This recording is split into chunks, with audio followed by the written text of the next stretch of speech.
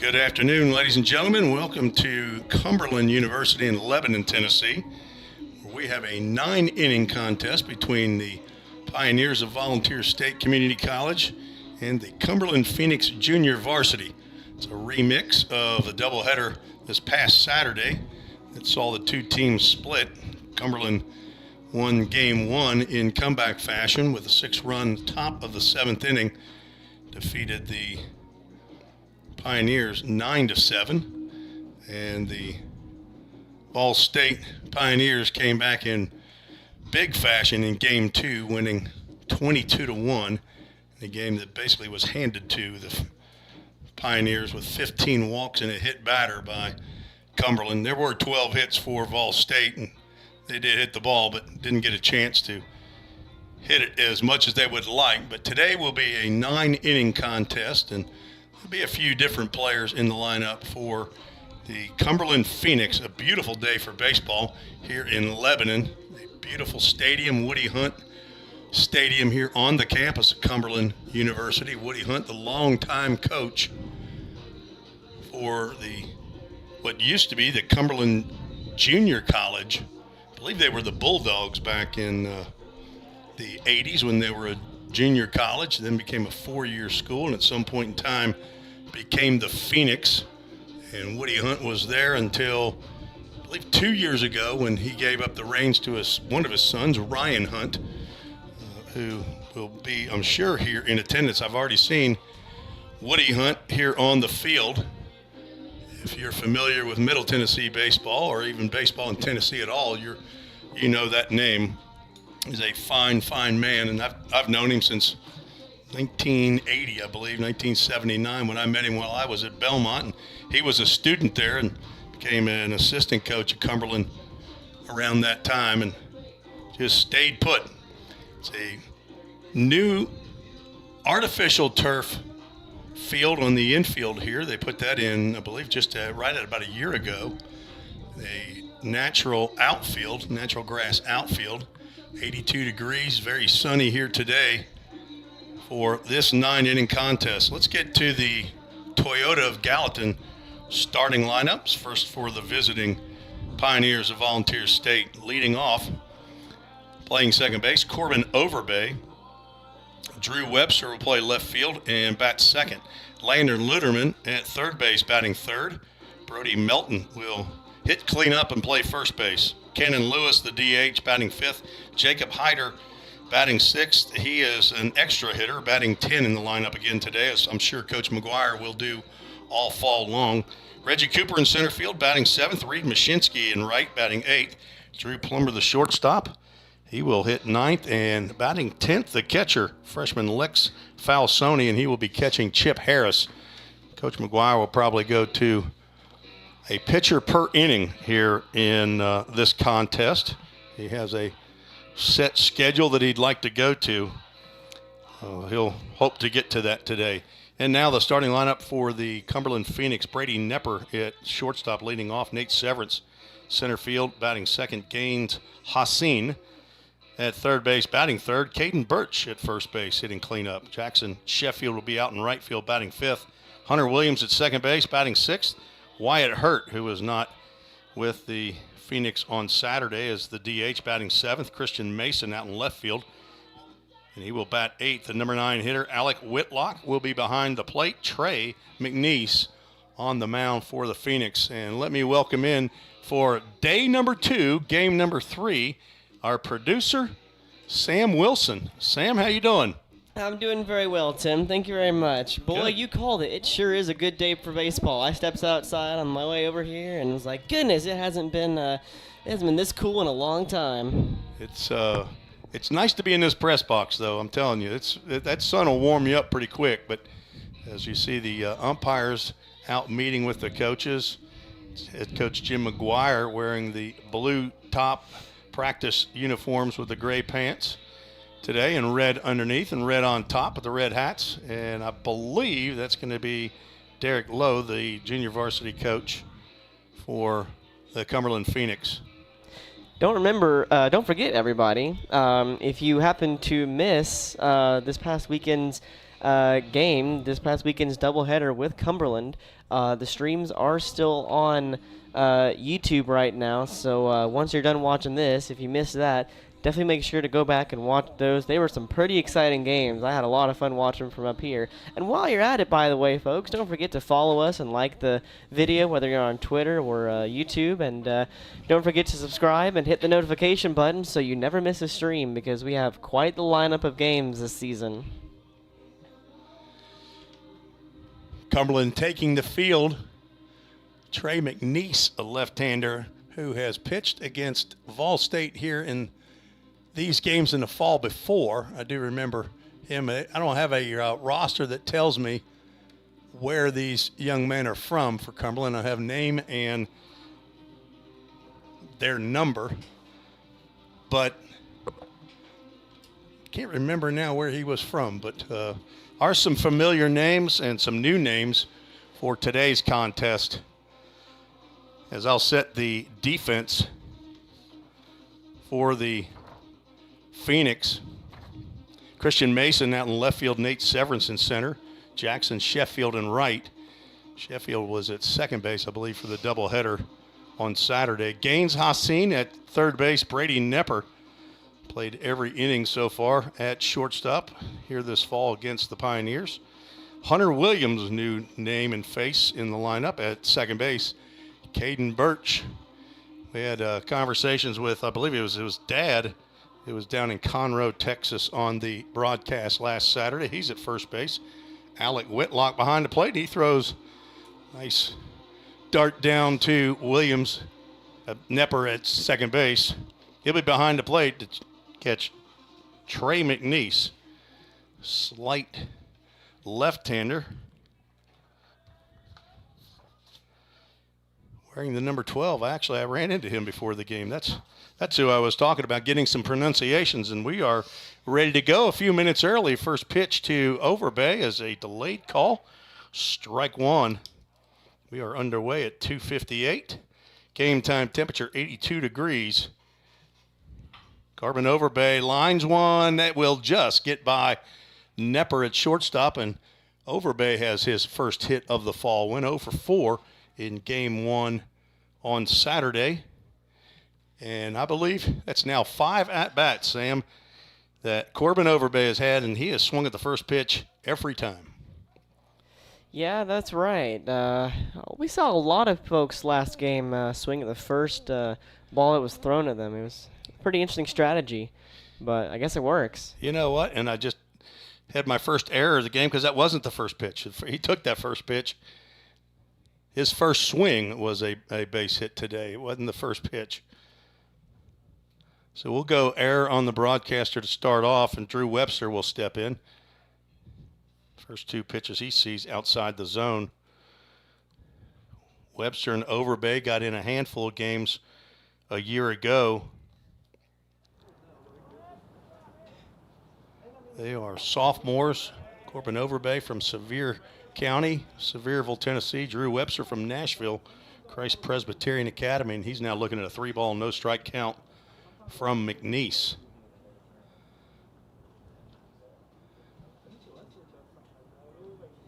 There's a 3-0 pitch in there for a called strike. On deck, Landon Luderman, left-handed hitter from Knoxville Catholic High School, also a sophomore. Webster 1 for 4 on Saturday. He had a double. Drives one, lined right to the third baseman. Catch is made to throw across the diamond. Will double up Corbin Overbay. Hard hit ball by Webster, and Overbay had about 3 quick steps toward second base. Not able to get back in time. That was quite the play. He nailed that right into the glove.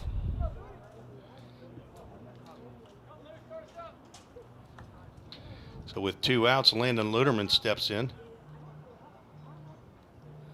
Left-handed hitting third baseman, and he grounds one up the middle for the second hit of the ball game. He was 0 for 3. Gets his first hit of the fall.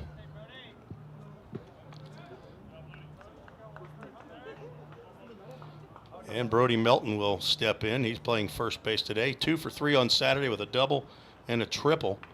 Scored 3 runs. Had a big day for the Pioneers. Pretty much the majority of the starting lineup for game 1 on Saturday. There are a few changes. There, Woody Hunt showed up.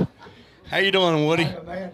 You want to get on a microphone? I'd love to have you on a microphone. We got one here.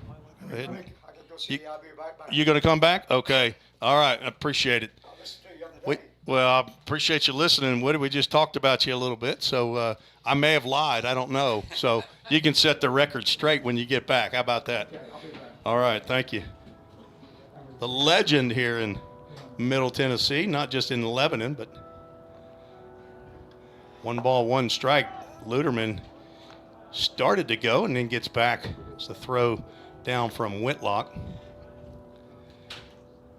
2 balls and a strike, 2 outs to Brody Melton.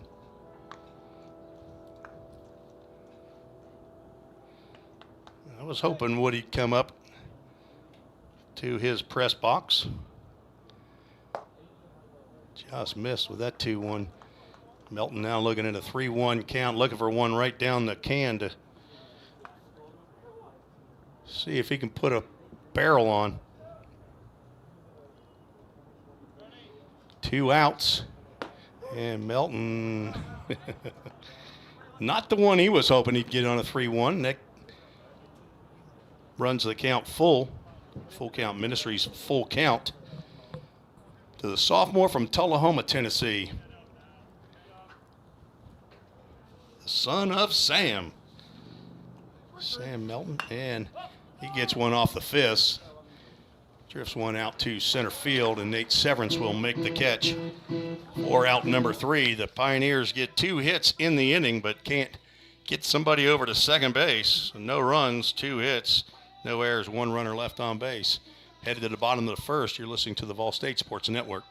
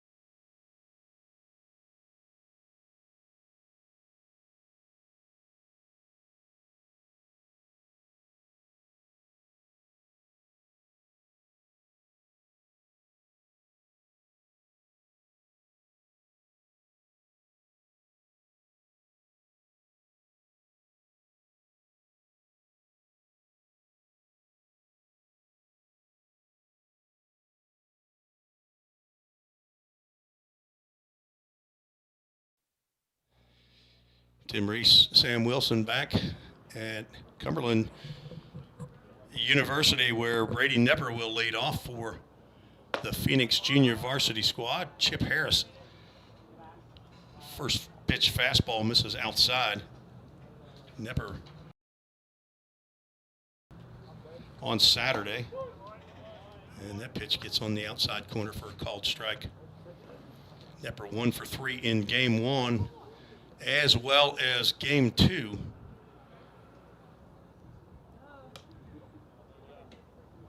Hit glove there. At first I thought maybe that nicked Nepper's bat, but now they're going to check down to first base, and first base umpire says he did not go. Count will go to 2 balls and a strike to the shortstop and leadoff batter for Cumberland. Fouled that one straight back.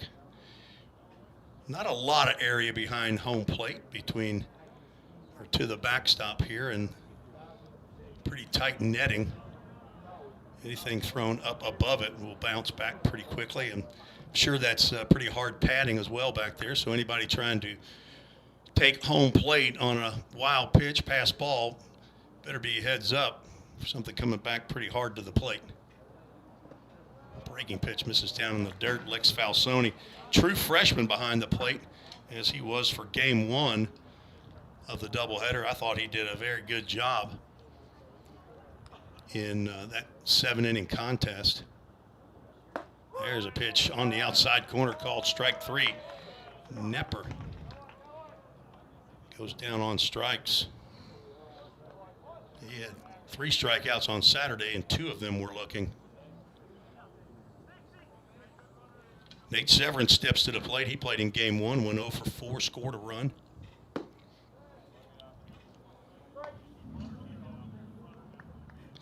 Drew Webster in left, Reggie Cooper in center, Reed Mashinsky in right field. Count goes 1 ball, 1 strike. Luderman at third, Drew Plummer, redshirt freshman at short, Corbin Overbay at second, Brody Melton at first, and Lex Falsoni catching Chip Harris, who delivers a fastball up high. Correct me if I'm wrong. I'm pretty sure that's 3 balls, no strikes. Looks like. Is that what they have up there? I thought. I didn't see him call a strike. Maybe I'm wrong. Maybe the folks. Apparently not. No. Apparently you're right. A 4-pitch walk after getting Nepper looking on an outside corner pitch. Chip Harris pitched to 2 batters in game 1. He came in that 6-run 7th inning, walked the first 2 batters he faced, and then retired Severance on a flyout. A big cut right there by third baseman Gaines Hassan. Chip Harris from Clarksville, Tennessee. Big lead at first, and he had him. He's got him picked off. Melton has it, running him towards second, and Severance will be tug out. Yes, just barely. Drew Plummer got Nate Severance on maybe a piece of clothing, and maybe not his whole body, but Severance picked off on a caught stealing. Yes, he did not guess correctly. So 1 to 3 to 6 for out number 2. That'll be something you want to go back and look at sometime, because it was just barely. It looked like he almost had it, but. Count goes 1 ball, 1 strike to Hassan. Harris, 6'2", 210-pound freshman. Went to Clarksville High School, and breaking pitch called a strike. Hassan was 2 for 3 in game 1, 0 for 2 in game 2. Had 3 RBIs. He started to go and called a ball. Would have thought that Falsoni might have asked to have that one checked at first base, but he did not. Count as 2 balls and 2 strikes. Chip Harris, a general studies major, the son of Granville and Melinda Harris, as that one is lined just off of the glove of Brody Melton. Not sure if the sun got in his eyes right there or not, but he got a pretty good amount of glove on that one, but it snuck on through into right field. See what they put up on the board there. I would give him a hit.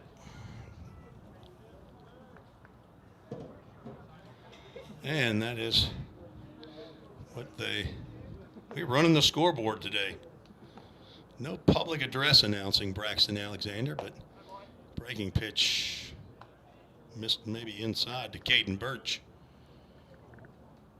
As we found out, data mining on the live stream last Saturday, according to his dad, he went to Bessemer Academy in Birmingham, swings at a high fastball, comes up empty. Don't forget, folks, we have Twitter and YouTube comments up, so if you want to drop us a hello, tell us where you're from, what's going on, and who you're rooting for, we would love to read your note on the air.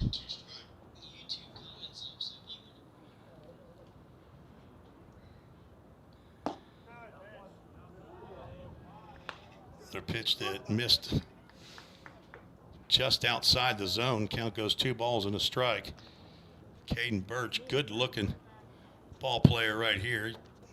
Don't have height and weight, but I'm going to go about 6'3", 215 is what I'm going to guess. Bessemer Academy in Birmingham, and then I think his family moved down to Conroe, Texas.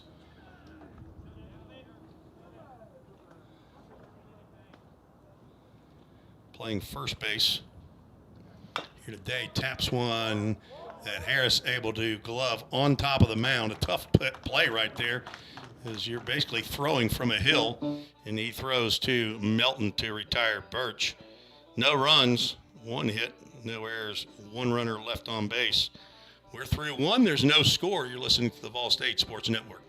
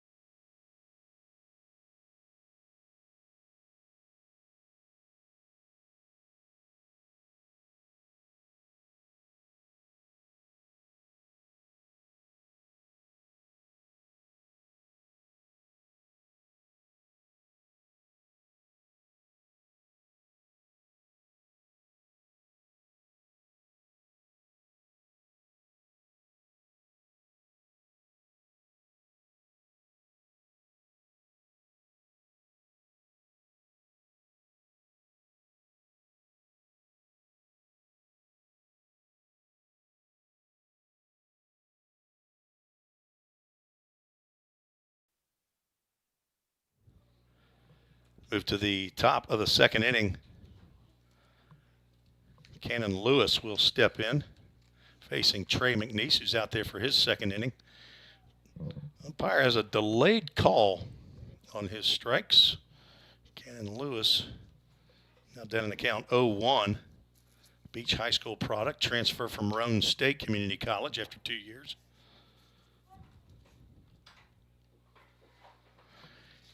Cannon in his first at-bat in Game 2 on Saturday had a 2-run home run out to left center field.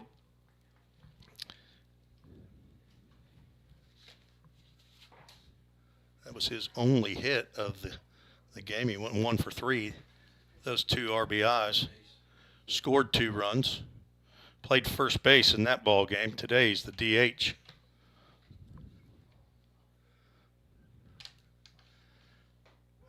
That one looked good. Took that one for a strike. Count goes full. We have a Full Count Ministries full count. Go to fullcountministries.com. See all that the ministry's doing for baseball here in Middle Tennessee. Is that one that's tapped? High chopper down to third base. Hassan throws over to Birch to retire Lewis. Left-handed hitting Jacob Hyder will step to the plate. Hyder slowed a bit with an injury. I told you last ball game. Had a cooking accident, I believe. A little slice on his finger and had acquired some stitches. 6 foot, 205-pound freshman from Florence, Kentucky. There's a line drive right up the middle. McNeese had to get out of the way of that one. That's the 3rd hit of the ball game for the Pioneers. Still haven't been able to get anybody to second base, though. 1 out single by Hyder puts him at first base. Jacob was 0 for 1. Flew out and walked twice in Game 2. It brings to the plate Reggie Cooper, another transfer from Cleveland State. Got a couple in-conference transfers here this inning. Cannon Lewis and Reggie Cooper. He swings and misses at the first pitch from McNeese, a breaking pitch.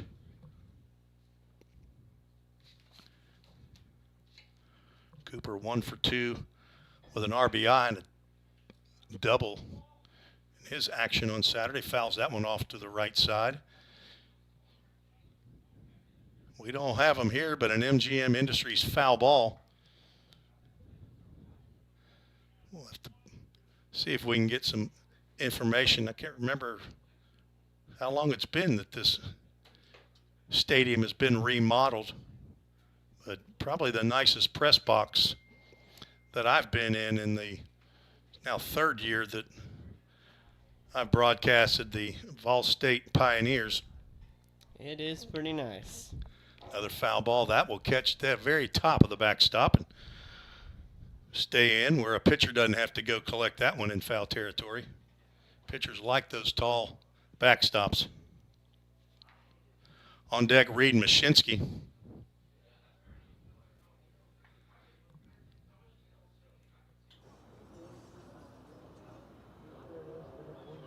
Got some good sponsors here. You can tell by all the signs out on the outfield wall.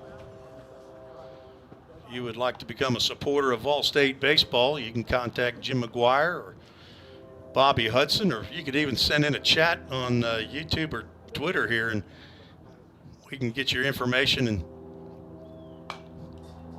talk about you on our broadcasts like we talk about MGM Industries and Right Rug Flooring, Full Count Ministries, Framework Athletics, Jersey Mike's, Line to Line, Game Time Sports Fields.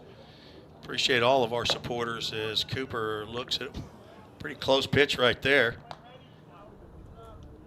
Speaking of, that should bring it to a Full Count Ministries full count there. And there it is.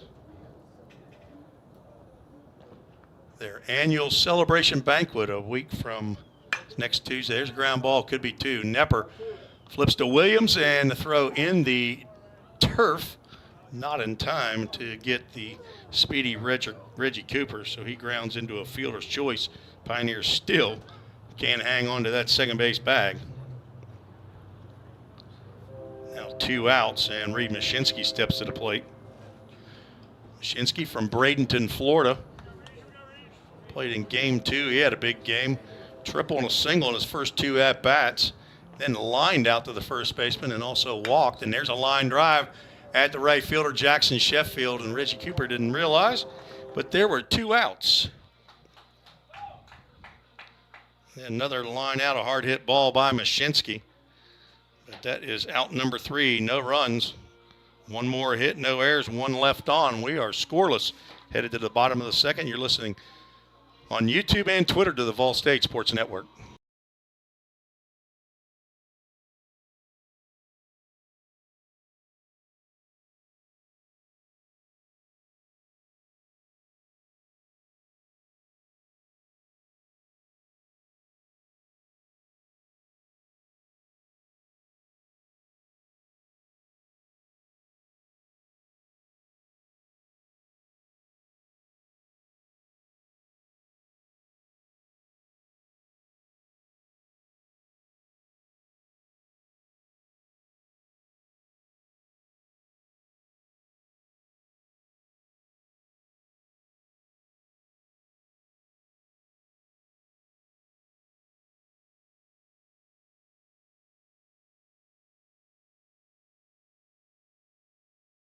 You did the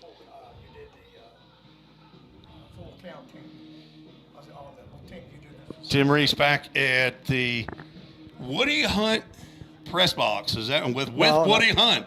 Is it it's a Woody Hunt Stadium? It's got to be the Woody Hunt press box too, isn't it? No, it's it's not that. It's Stephen Wood's press box. Stephen Woods. Yeah, Stephen. He was a good friend of our program, and he's passed away since. But he helped build this back in probably around 06, somewhere along in there. Okay, so that's why I was just trying to figure out how long ago it was. Of course, I wasn't here broadcasting. I still had a real job back then in 06, but just the last couple of years, you all have been very gracious to allow me to be up here in the press box to broadcast the game. So. Yeah, I'm glad you're doing that. It's good for the program, and especially for the fall season. We've looked into that, but just can't get it done because we got so many other sports going on at the same time, and getting equipment out here and all that. It's just kind of hard to do. Jim McGuire was telling me y'all have over 30 sports here. Does that sound right? Including the esports and all that? We have close to 30. I'm not sure the exact number. It's a bunch. But the esports is one of the top programs in the country. And I don't know much about esports except we've got a tremendous facility for them. And they've got 50-some players in that program. I'm not sure if they're players or what they do, but we've got a great program in that esports. And it's an up-and-coming for all schools, and you'll see that probably more schools develop that program as the years come by here. Well, were you the athletic director at some point in time as Jackson Sheffield lines went out to Reed Mashinsky?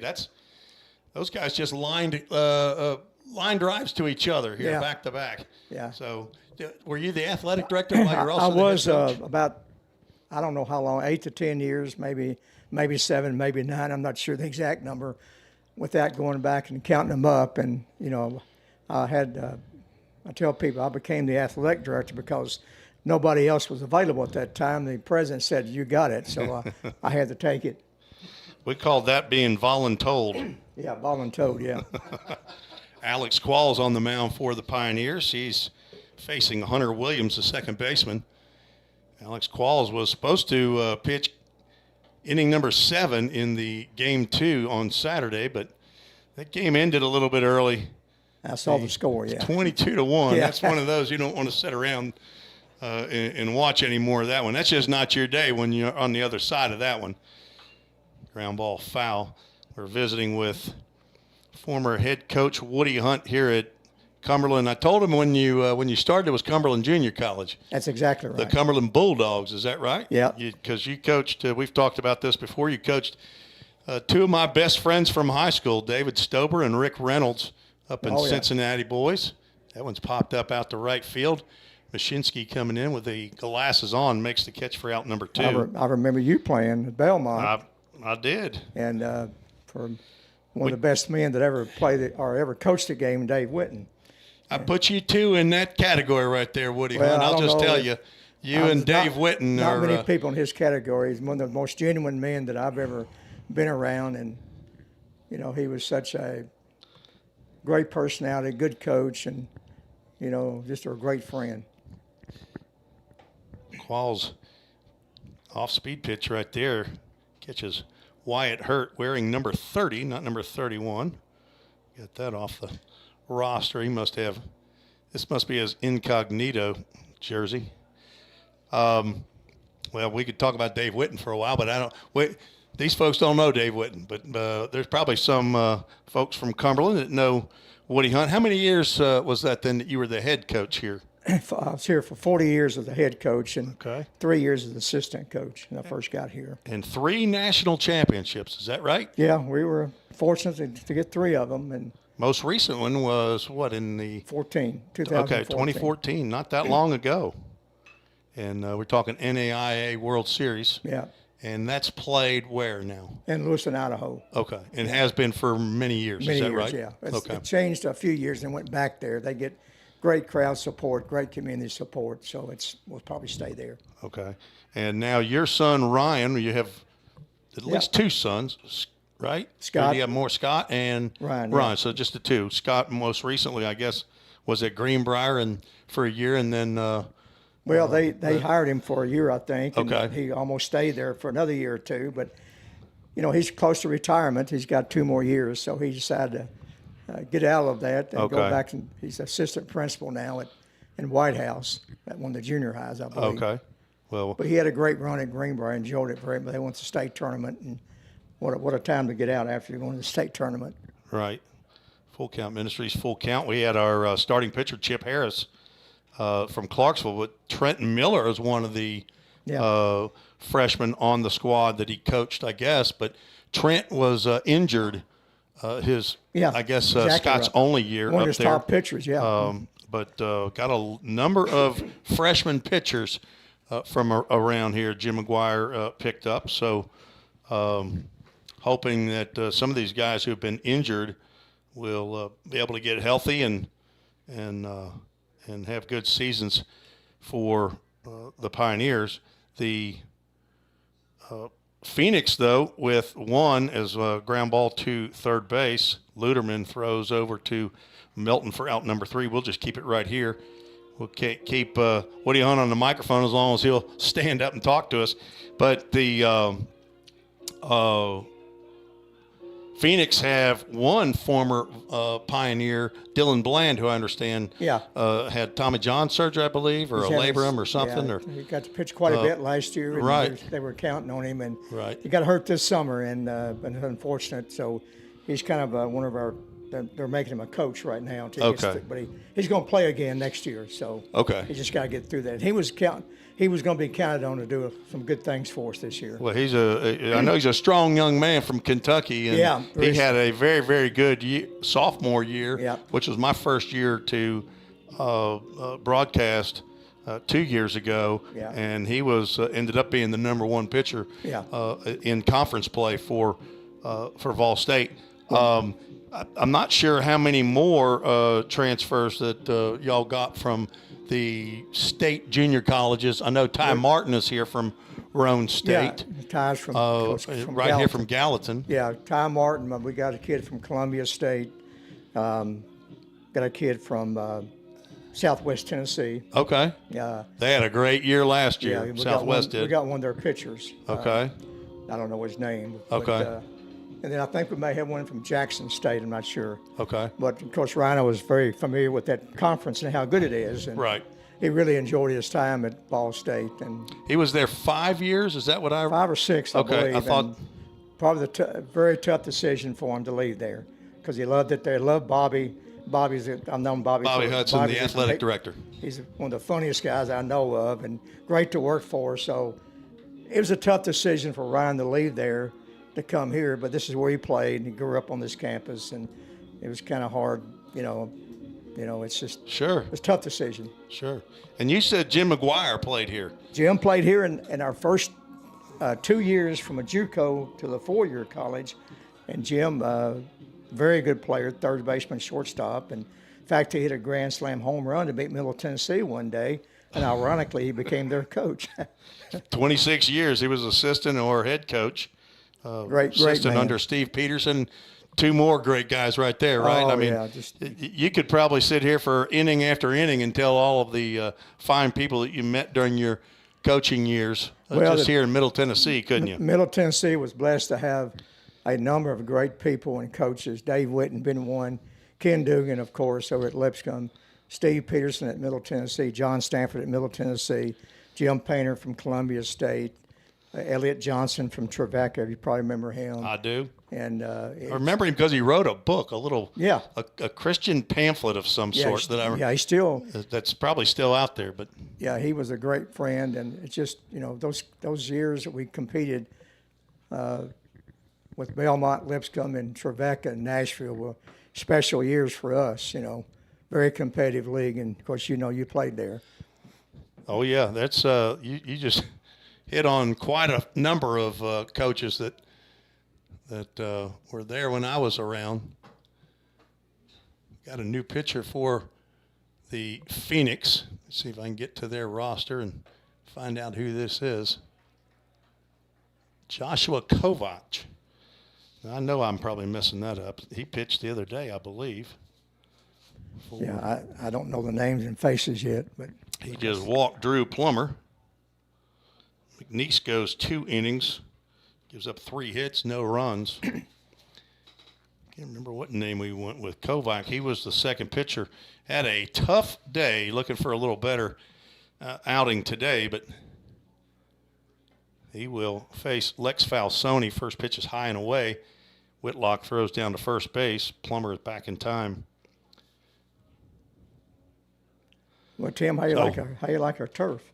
I love it. We were here last year, and I guess right after, or no, that was in the spring. You guys had put it in the fall, wasn't it? Yeah. Okay, so it was the spring that we first saw it. You all have to love it. Oh, it's been a blessing to our program. I like the real grass, of course, but it's just nothing like having turf, you can almost play every day without having to worry about, raking the mud and all that. It does make maintenance quite a bit easier, and I know players sure appreciate that. Man, they sure have their eyes on that first baseman now. This is the third time he's been away from the plate, and the third time they've almost thought about doing something with it, if not throwing. They think Drew Plummer's going to go. Drew Plummer's a shortstop. He's also one of those unusual players. He can play behind the plate and probably will later.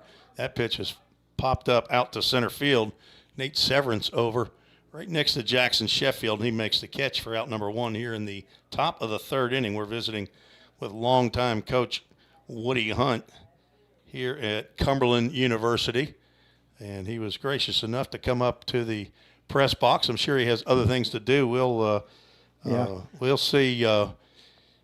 Probably, maybe. Well, I don't know if we'll see you in the spring. I know we'll be back here to play as Drew Plummer takes off. Oh yeah, I'll be here. High. Anytime I can see Jim McGuire, I'll be around. That's a good man right there, isn't it? Yeah, he's a great man. Plummer just stole second there. And but I'm sure Ryan appreciates you being around and helping. He's got some staff with him, but it's nothing like having the. I try to stay out of his way, but sometimes you get a tendency to get involved too much, and I try to help raise money, and I'm a facilities guy now too, so okay, that's my job. He has you out here raking these no, pellets? No, I don't do that. I may tell somebody to. Yeah. But hey, you're doing that wrong. Yeah. Corbin Overbase swings at a high fastball. But it's beautiful facility, Coach, and thank you. I heard the comments about our press box. We're really proud of this, and it's something that we've developed, and we try to make it like a professional, like Vanderbilt's press box. Except ours has got a curve. It goes around a little bit. And I've never been in Vanderbilt, so I don't know. I kind of copied that one. Okay. I'm sure they have improved theirs a lot since then. Popped up to the right side. Jackson Sheffield in and over. Plummer tagging will bluff and get back to second base. Nice throw by Sheffield, and 2 are out. And you told me, I think the last time, that on your broadcast in the spring, you'll sit in on the broadcast from time to time. Is that right? Well, I was a color man. This guy here, Randy Salas. So teach him a few things. There you go. No, introduce your play-by-play man here. Yeah, Randy Salas here. He does a great job. And sitting right behind me. We broadcast every game, Tim. Okay, so you are on every game. Yeah, either radio or live streaming, and we have a huge following. It's a really big part of our program, and I'm glad you're all doing it for Vol State. Even in the fall, it's just people like to follow, like parents and friends and ex-players and all that. It's amazing the following you get on these broadcasts. If I may jump in for a second, we have a YouTube comment from Dwayne saying, "Great hearing your voice, Coach Hunt."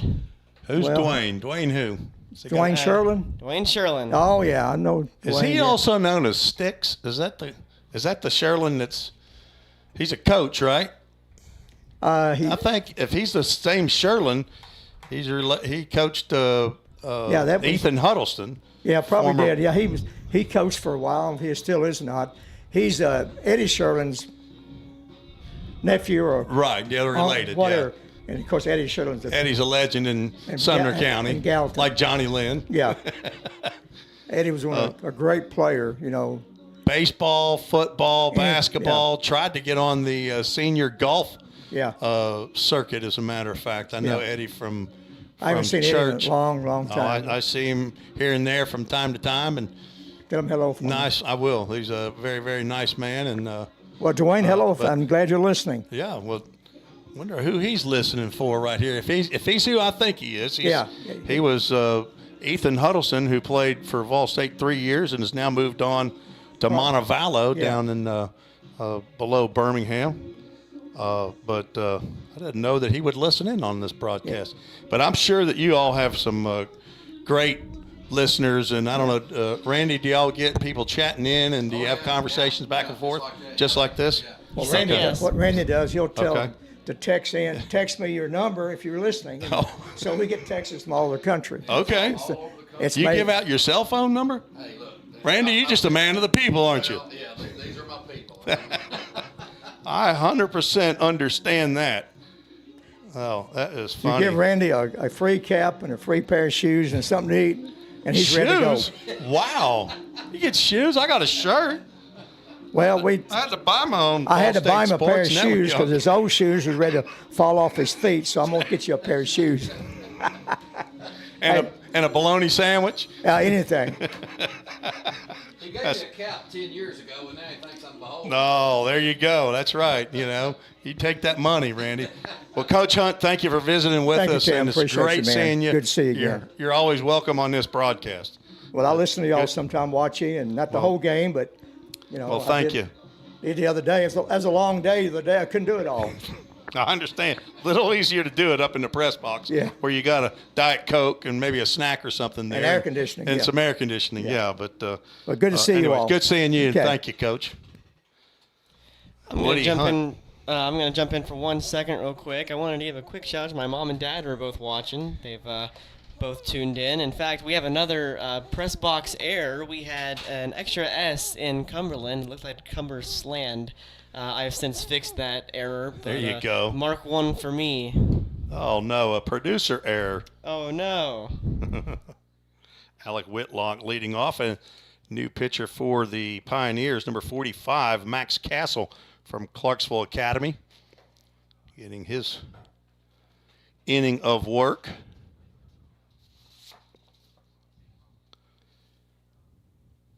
Did not pitch on Saturday.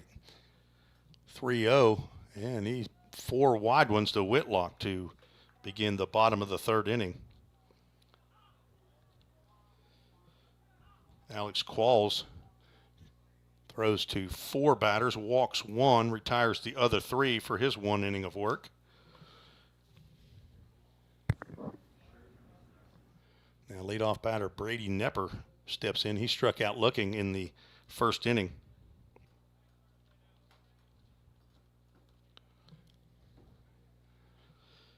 Pinch runner at first base for the catcher, Alec Whitlock, as Castle gets his first strike called.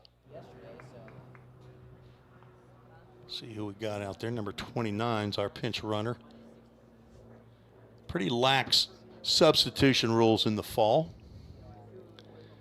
Andrew Vaden, it shows on the roster as the pinch runner. That one's lined into center field. Reggie Cooper will try to deke Vaden at second base as that ball falls right in front of Cooper, and Brady Nepper now has a single in each of the 3 games that these teams have played.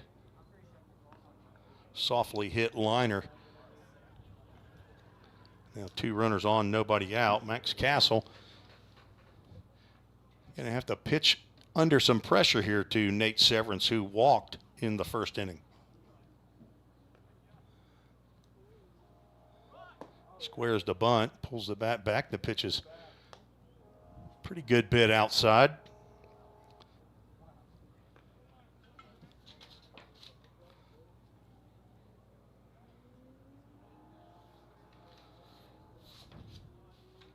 Castle comes to the stretch, looks back once at second, and the bunt is laid down. Matt Castle picks it up. Second baseman is slow to get there, and the throw is over Overbay's head. 1 run will score.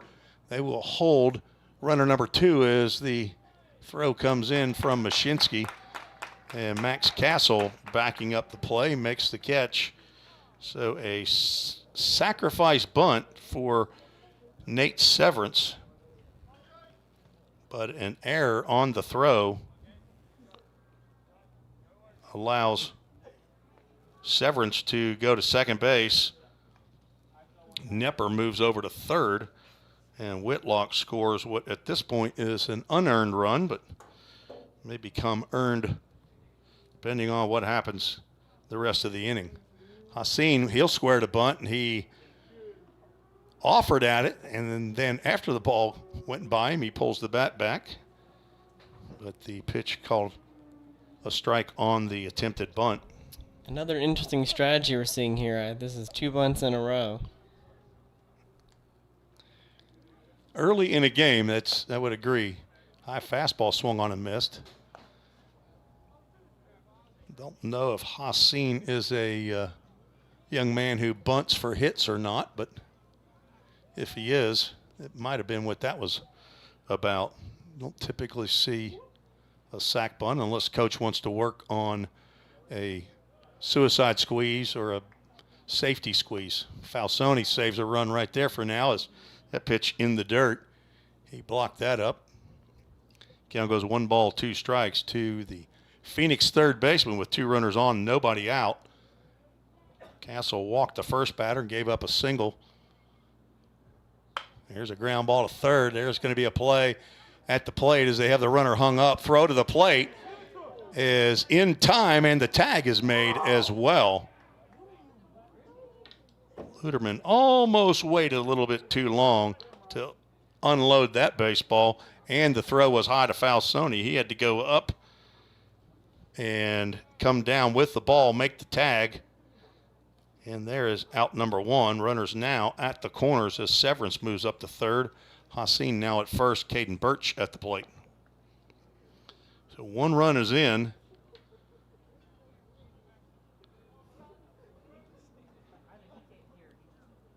Phoenix lead 1-0 here in the bottom of the third.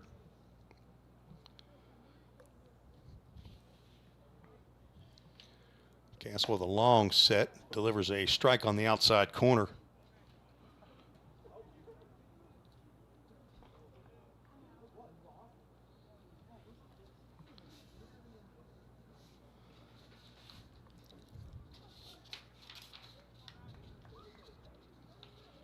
Castle, 6 foot, 180-pound freshman. There's a shot out the left field. That is going to get down and 1 off the wall. 1 run will score. They're going to go ahead and send the runner. Cutoff man has it, will not throw. Drew Plummer will eat that one, and Caden Birch has a 2-run double. The Phoenix now lead 3-0. Birch got out in front of that breaking pitch, and Drew Webster, who was playing a little bit farther over toward left center field, had to play that one off the wall.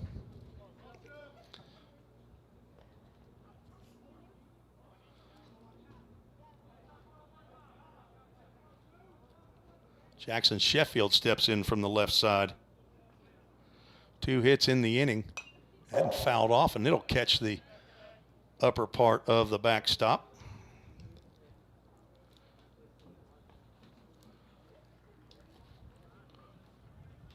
So 2 hits, a failed throw down to first base, an overthrow on a sacrifice bunt that allowed Severance to reach. Now 1 out and runner at second base, and 3 runs are in here in the third inning. Breaking pitch misses down. Falsoni again has to smother that one at the plate. Sheffield lined out to the right fielder, his counterpart, to lead off the second inning.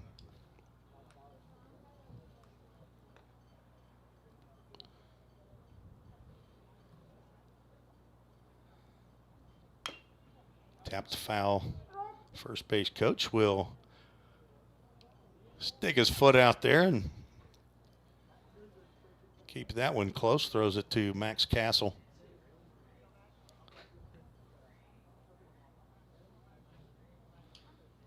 Thanks for joining us on the Vol State Sports Network. Visited with retired head coach Woody Hunt earlier. Stadium named after him. Beautiful scoreboard out there in left center field with the number 6 Woody Hunt on a baseball just above that scoreboard. There's a ground ball to first. That'll get the runner over. But Brody Melton will step on the bag for out number 2. Caden Birch moves over to third base. He had the line drive double toward the Franklin Family Eye Care sign. Left field. And Hunter Williams steps to the plate, 7th batter. To do so for Cumberland, their junior varsity squad here. Saw their varsity squad taking batting practice and infield before today's game. Hunter Williams also flew out to right field. Infield playing fairly, or the outfield's playing fairly shallow. 2 strikes now to Williams. There are 2 outs, so it's not like they're playing in to try to cut down the run. Infield playing regular depth. Luderman starts to creep in from third. I don't know that he's expecting Williams to bunt, but the pitch way wide. Luderman at third, Drew Plummer at short, Corbin Overbay at second, and Brody Melton at first. Webster, Cooper, and Mashinsky left to right in the outfield. Breaking pitch driven to left field. That will get down. Foul. Williams, a little bit too much of a hook on that one. That was trouble if it was down. Webster would not have been able to get to that one.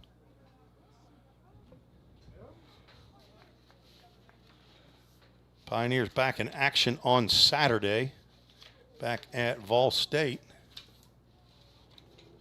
Doubleheader against Lindsey Wilson, their junior varsity. Tapper down toward Luderman at third. It's going to be a tough play. He gloves and throws on to Melton for the out. 5-3, but the Phoenix score 3 runs on 2 hits. There was 1 costly error and 1 runner left on base. We are through 3 innings, and the Phoenix lead 3-0. You're listening to the Vol State Sports Network.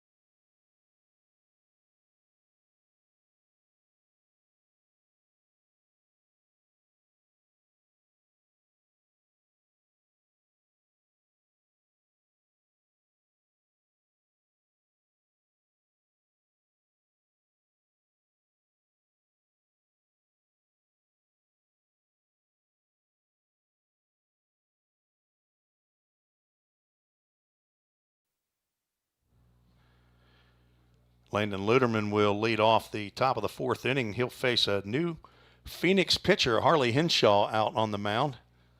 The 3rd hurler for Cumberland.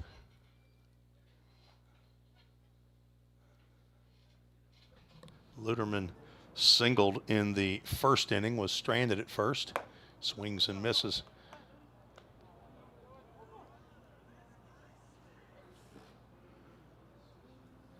Left-handed swinging Landon Luderman facing right-hander Harley Henshaw.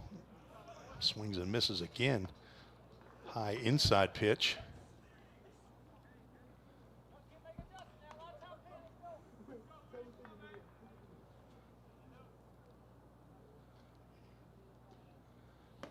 And that's 3 swings and misses in a row there for Luderman. Not sure what Henshaw's throwing up there, but whatever it was missing Luderman's bat. 1 out here in the top of the 4th inning.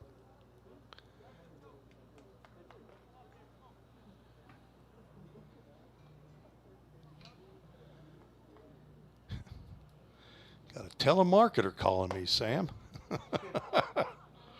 We won't take that call on the air. No, we won't. But if anyone else watching wants to leave a comment, let us know who you're rooting for. Let us know if you know anyone out here playing, and definitely feel free to. We will read your note on the air. Melton flew out to center field to end the first inning. Goes 2 balls and a strike to the Pioneer first baseman.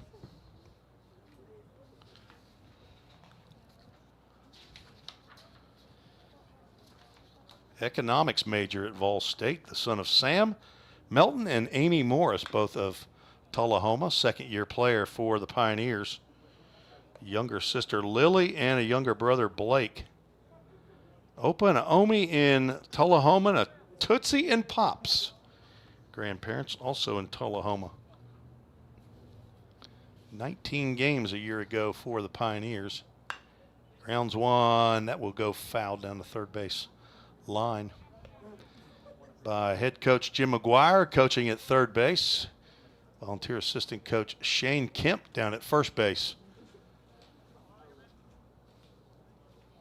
Pioneers lost 2 coaches earlier this year, with 3 weeks a month ago, as pitching coach Braden Kale took a position, full-time position at Trevecca Nazarene University, and John Ripel took the head coaching job at JP2, as Brody Melton will face a Full Count Ministries full count. I believe that's what the umpire put up. We got 2-2 on the board, and it is a full count. Sam, you were all over that one, weren't you?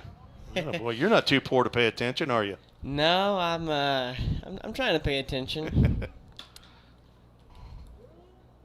I watched enough to understand the basics, I think. I grew up around, like I said, I grew up playing t-ball and a little bit of baseball as a kid, and my dad loves watching all sorts of sports, baseball included, so. Ken Lewis steps to the plate. Do you have a favorite major league team? Oh, you're asking the wrong person there. I'm sure he does.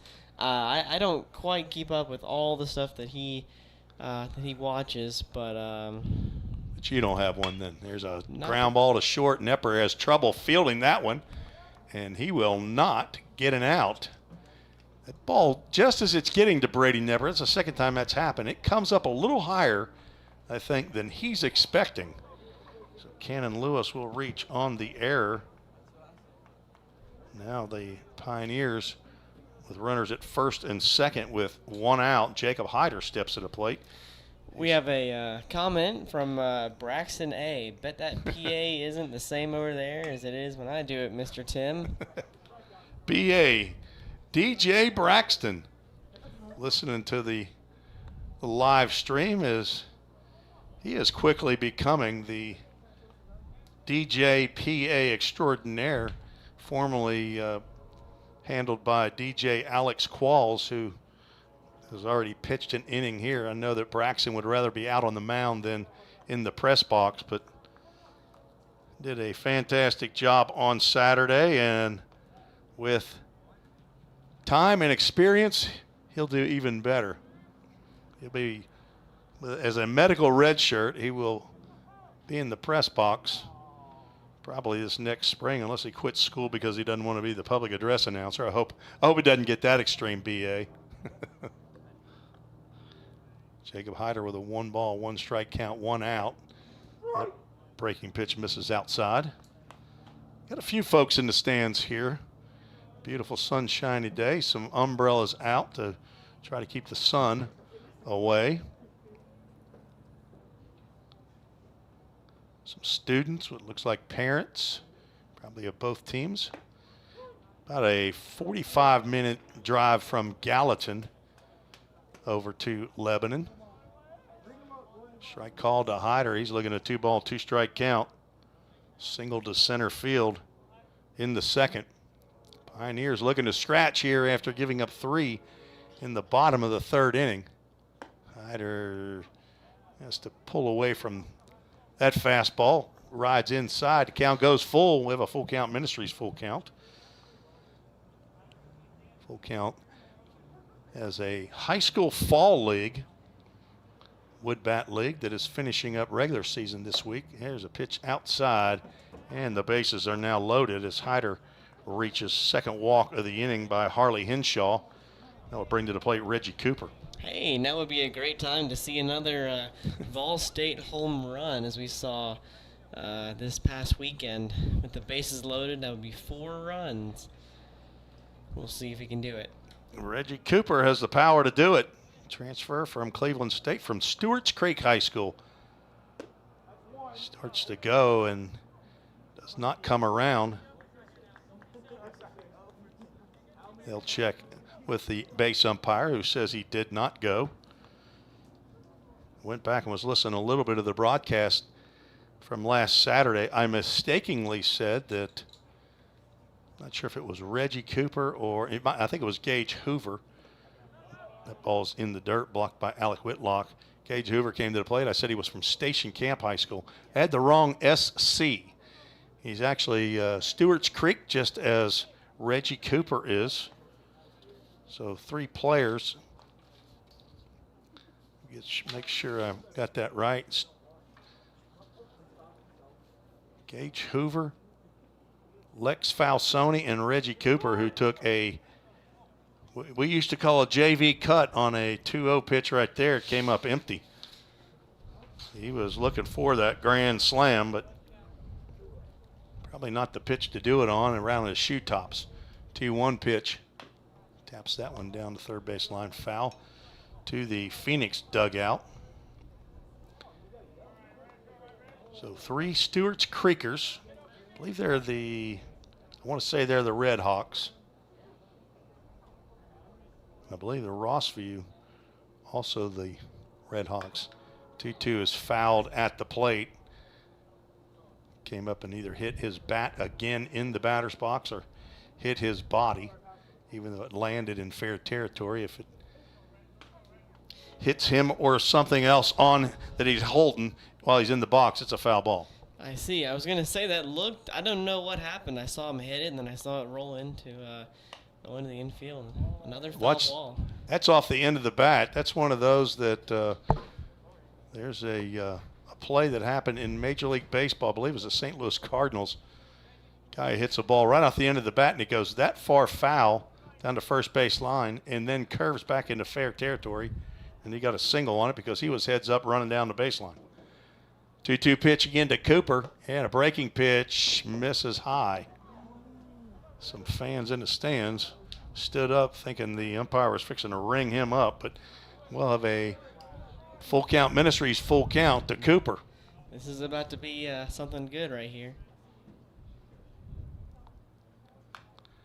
And a full count first pitch foul ball that clipped Reggie. He's wearing a shin brace, but I'm assuming that did not catch the brace. Coach McGuire will come down from his third base coaching box to check on Reggie and see what happened. There's not a time clock on in college for the batter. There is in Major League Baseball, but there is a 20-second pitch clock. The pitcher has to deliver the pitch within 20 seconds. So here's a full count pitch.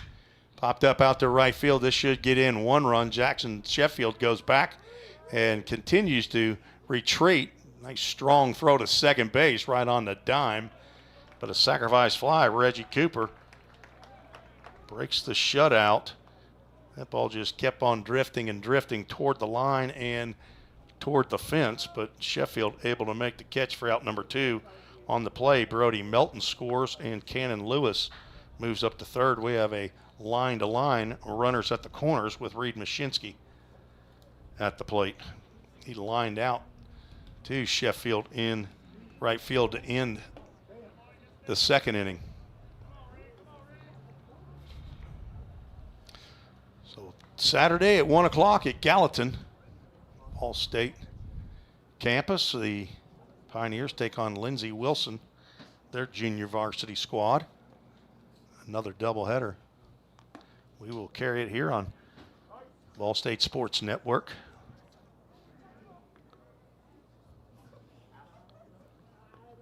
Mashinsky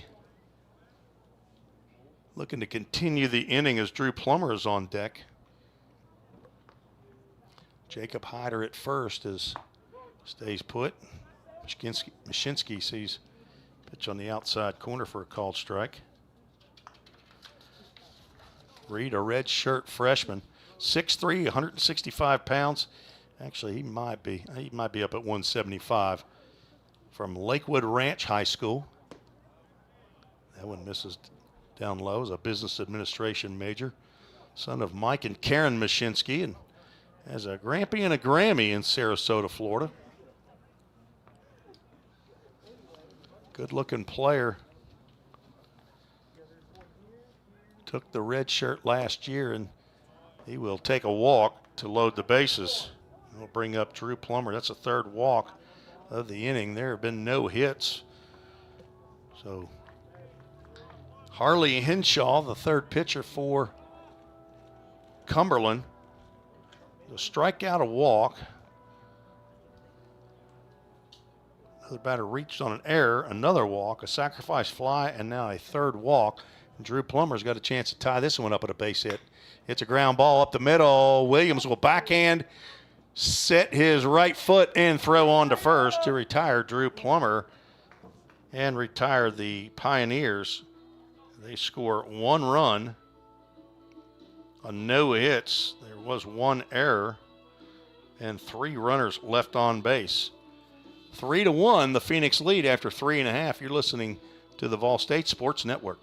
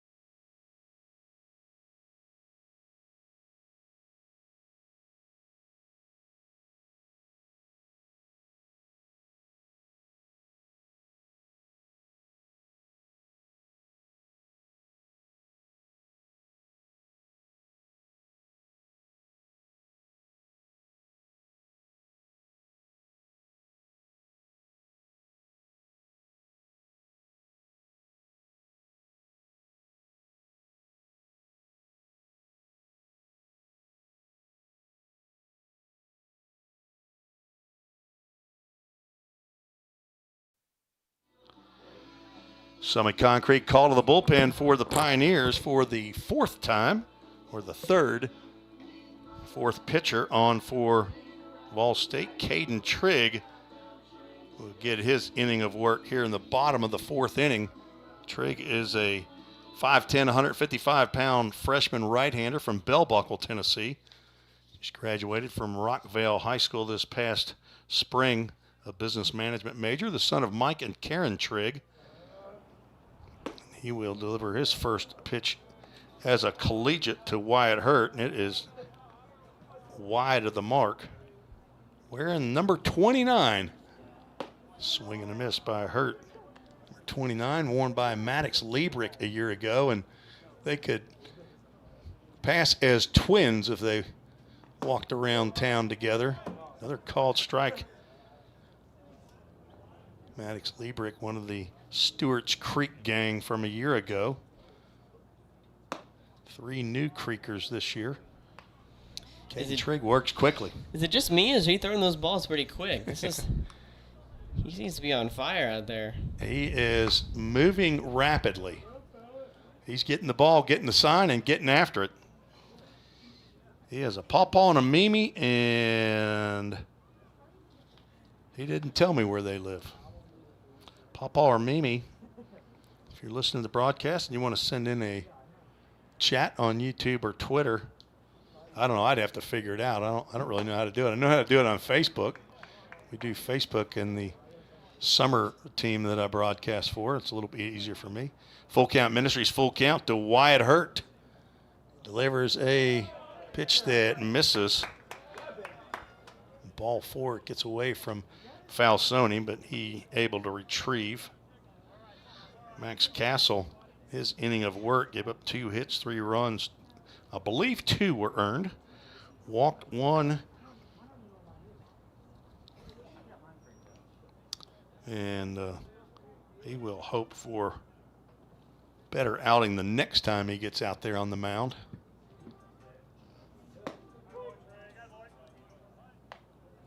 A little bit of nerves for the young right-hander.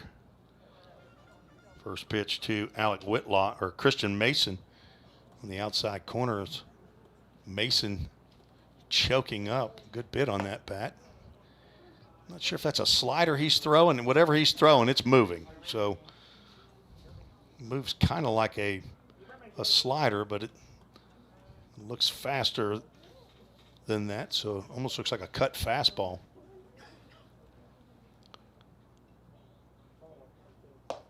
Another moving pitch. Everything is glove side here for Caden Trigg. Remember last year in the spring that the Triggs listened in anticipation. I think that he had already committed or known that he was going to come to Vol State. They were coming to games and listening in on the broadcast and chatting in. May have been using my email address last year instead of the chat. 3 balls and a strike, and that will miss high as well. And Caden Trigg is getting himself in trouble, not throwing strikes. So that will not make Coach McGuire happy, as I believe I just heard his voice. He has a pretty distinctive, deep voice out there. And the acting pitching coach, Shane Kemp, waves the hat down for whoever's in that bullpen down there to start getting loose. He's told these pitchers that he wants them to throw strikes. If you walk 2 in a row, then they're going to start warming somebody up. As Whitlock squares around to bunt. Takes a strike. Whitlock walked and scored the first run of the ball game. As Pioneers had their Framework Athletics first run of the game scored in the top of the 4th by Brody Melton on the sacrifice fly. Does not square to bunt there and takes a fastball high.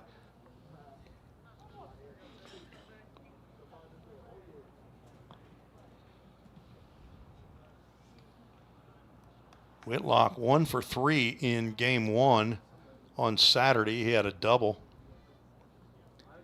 Also walked. Swing and a miss. One of the few pitches that Trigg has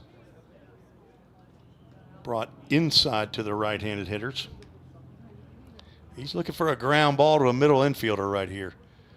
Plummer right behind the runner and fouls that one off toward their field house, I believe, is where the baseball field house. Cumberland has a football team, soccer team, of course, basketball team, softball. Sure they have tennis, but we are right on the edge of the campus where all the athletic facilities seem to be. Honestly, I don't know where their football field is, as that was lined down the third baseline foul.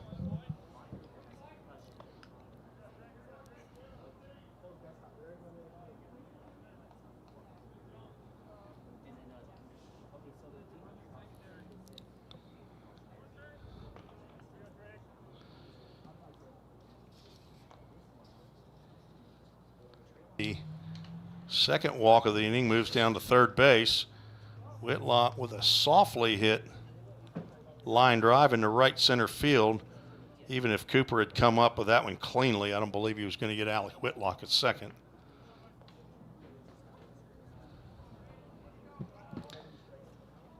The Phoenix get that run back that they gave up in the top of the inning. Now lead again by 3 as Brady Nepper squares around to bunt, takes a pitch down low. Again, that may be something where they're working on a play for later on. Safety squeeze, obviously, as the runner did not break home. Nepper pulled the bat back. He's squaring around again and pulls the bat back. Pitch is called a strike. Brody Melton and Landon Luderman, the two corner infielders, are charging on the play. These are all plays right here that coaches work on in practice. They want to see how it gets executed in the game.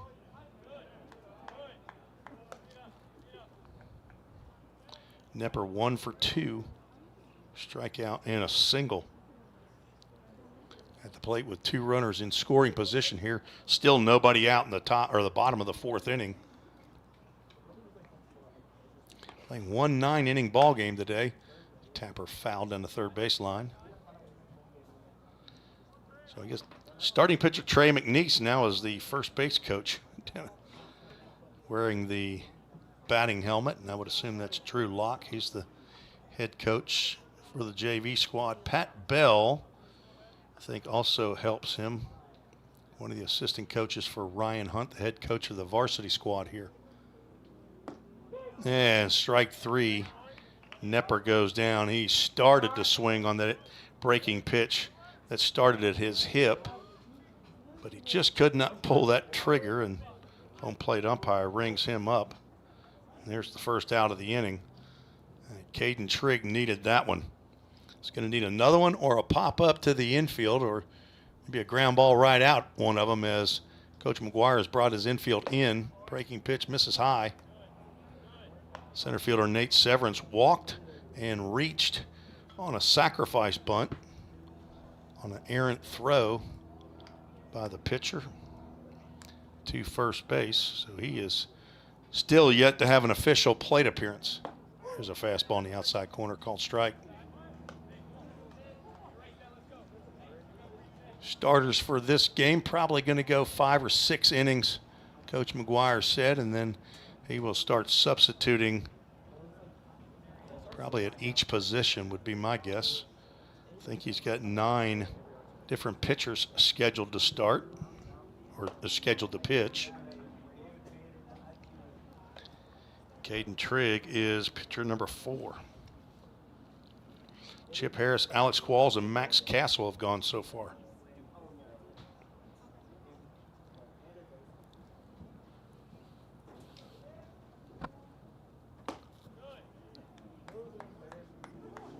Trigg has a base open, but not necessarily looking to try that strategy, I don't believe. Coach McGuire would like to see him attack the hitter here, and he will not, and Severance will reach again. So he's still 0 for 0. Been on base all 3 times, walking twice. So 3 walks in the inning. And a run-scoring double, and volunteer assistant coach Shane Kemp will come out of the dugout. He's in his first year on Coach McGuire's coaching staff.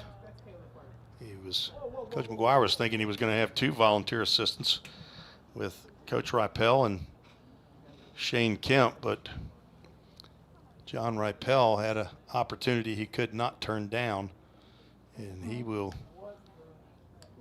be the head coach at one of the premier high schools in Nashville. They're right on the edge of Sumner County and Davidson County. And then Braden Kale with moving up to a full-time position over at Trevecca, Division II school in Nashville. And the Pioneers are looking to fill that pitching coach position. Hopefully that will happen sooner rather than later. Gaines Hassin, the third baseman, will step in with the bases loaded and 1 out, 1 run in. He has singled and reached on a fielder's choice and scored. Fastball misses up and away. That has been a common place to miss for Caden Trigg today. Glove side up.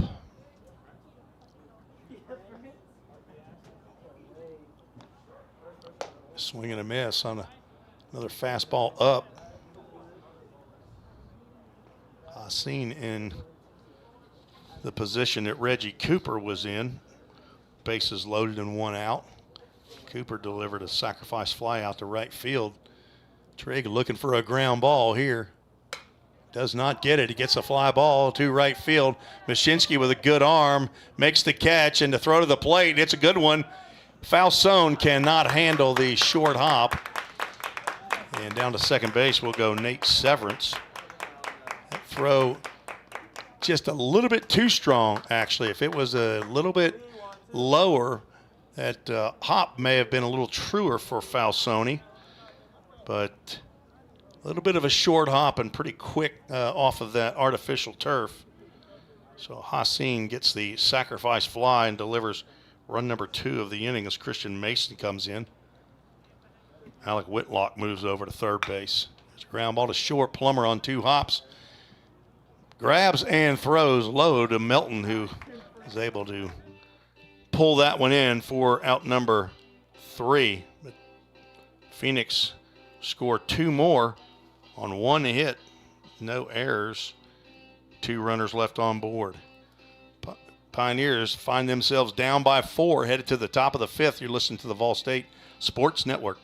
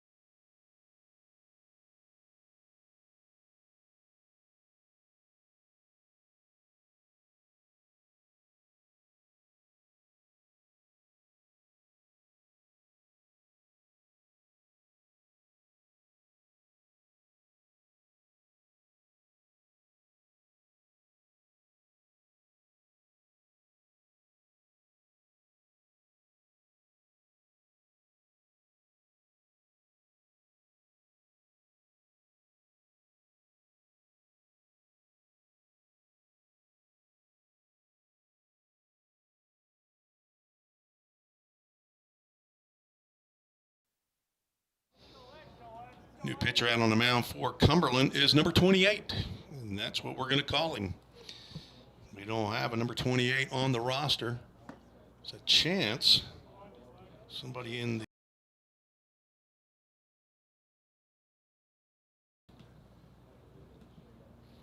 have 2 number 27s, but it's the same person, Josh Wood, that's on their roster.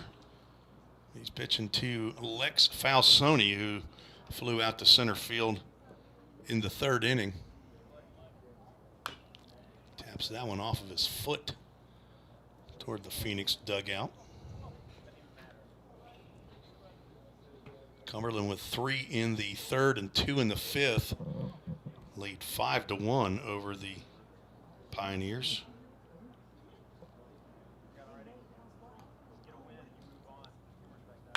Hard ground ball to third. Hassan gloves and throws over to Birch for out number 1.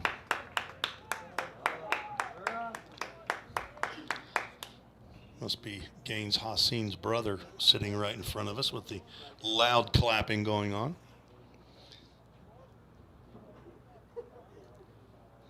Corbin Overbay, the leadoff batter, steps in for his third plate appearance. He's 1 for 2.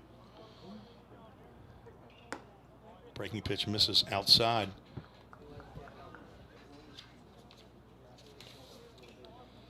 Corbin, 5'9", 170-pound sophomore. Business major, the son of Drew and Heather Overbay. Brother to Jensen. Appeared in 13 games a year ago, had 5 hits in 14 official plate appearances. A couple walks, couple RBIs, a double. Seemed to perform well when he got into ball games. I don't think a whole lot of starts, but I think it takes one over his shoulder as he had to duck his head out of the way of that one.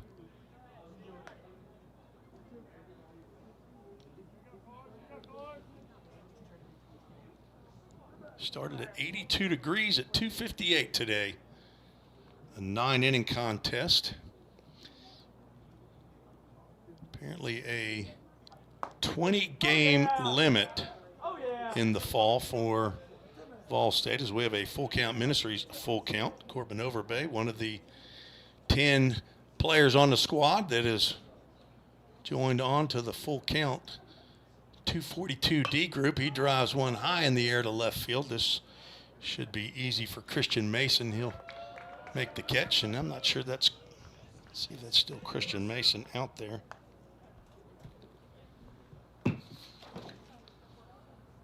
It is.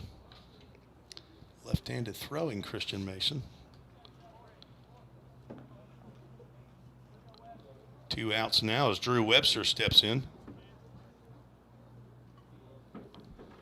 He's 0 for 2. Fastball misses up.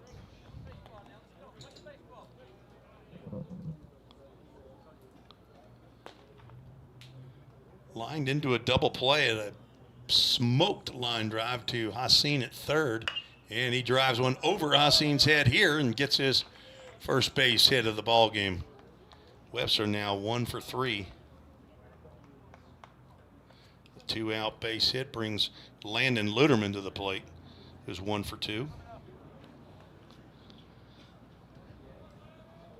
Luderman, a powerful young man, just waiting for him to bust out with the extra base hit stroke. 5'10", 190 pounds. Swung at 3 straight pitches in his last plate appearances, went down swinging. Plays third base, can also get behind the plate. Son of Daniel and Shannon Luderman. Daniel, one of the coaches at Knoxville Catholic. Younger brother Hudson and a younger sister Easton. Has a Nana in Louisiana and a, I say Granny or Grammy, I think. It might be Grammy in Arizona. I think he's the first player I've seen who his grandmother's name is the same as one of mine. Nana is an Italian moniker for a grandmother. And mine that lived right next door to me when I was growing up, we called her Nana. Spitfire at about 5'1". Another swing and a miss by Landon. It's being aggressive. It's just coming up empty on his cuts. Again, we don't know the name of the right-hander on the mound. Is number 28 in his first inning of work. Not on the roster under that number. There's not a 28 there. Delayed steal, nobody covering till the last second, and Webster gets in there with a stolen base. Pitch called a ball.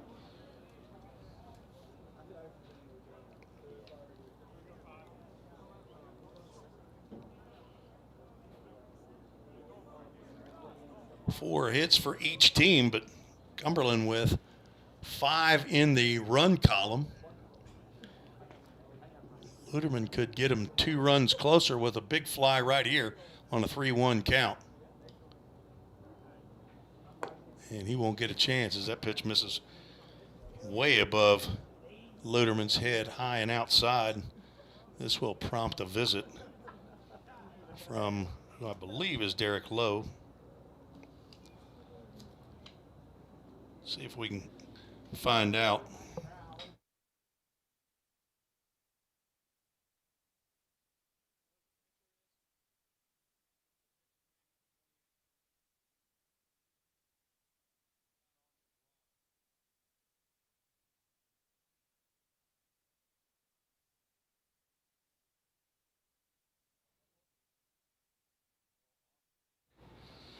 All right, the information is that it might be Cole Austin. Now, I thought Cole Austin was on the roster that we had the other day. Well, there he is, number 28 on the old roster. So we'll go with Cole Austin. My apologies to Cole's family if, in fact, they are listening in. Cole Austin shows as number 26. Of course, there's two 26s on the second roster that I get. So I received today. Brody Melton pops one up. Might be playable. Haseen over to the fence, and it will get out of play. Brody Melton is one happy ball player right now. 2 outs and 2 on, and Brody looking to do some damage. Cole Austin retired the first 2 batters he faced, then gave up 2 out single to Drew Webster and a full count walk to Landon Luderman. And Melton looking for a pitch to hit. That one in the dirt, blocked by Alec Whitlock. So a 20-game schedule for the Pioneers. They'll be in 3 showcases. A Sunday, see, a week from this Sunday, will be at Carterville, Illinois, the John A. Logan showcase. Play a doubleheader, one against Lincoln Trail, an Illinois junior college, and then another Illinois junior college, Frontier. Those will be at 2 different venues. Then a week later will be the TCCAA showcase at Middle Tennessee State University, playing Columbia State and Motlow State. Melton's 1-2 pitch misses low and away, and the count goes 2 balls and 2 strikes. Brody 0 for 1 with a walk and a run scored. The third and final showcase will be the following weekend down at USA Stadium Complex in Millington, Tennessee, just outside of Murfreesboro. 2 out-of-state teams, State Fair and Frontier again, will be the opponents. Brody hits one high to left field. Christian Mason back in front of the warning track, and he'll get a glove on that one, and Brody Melton will be retired. Going to fly out to left field. Pioneers threaten but cannot push a run across. 1 hit, 2 runners left on base. We are moving to the bottom of the 5th inning. 5-1 Phoenix lead. You're listening to the Vol State Sports Network.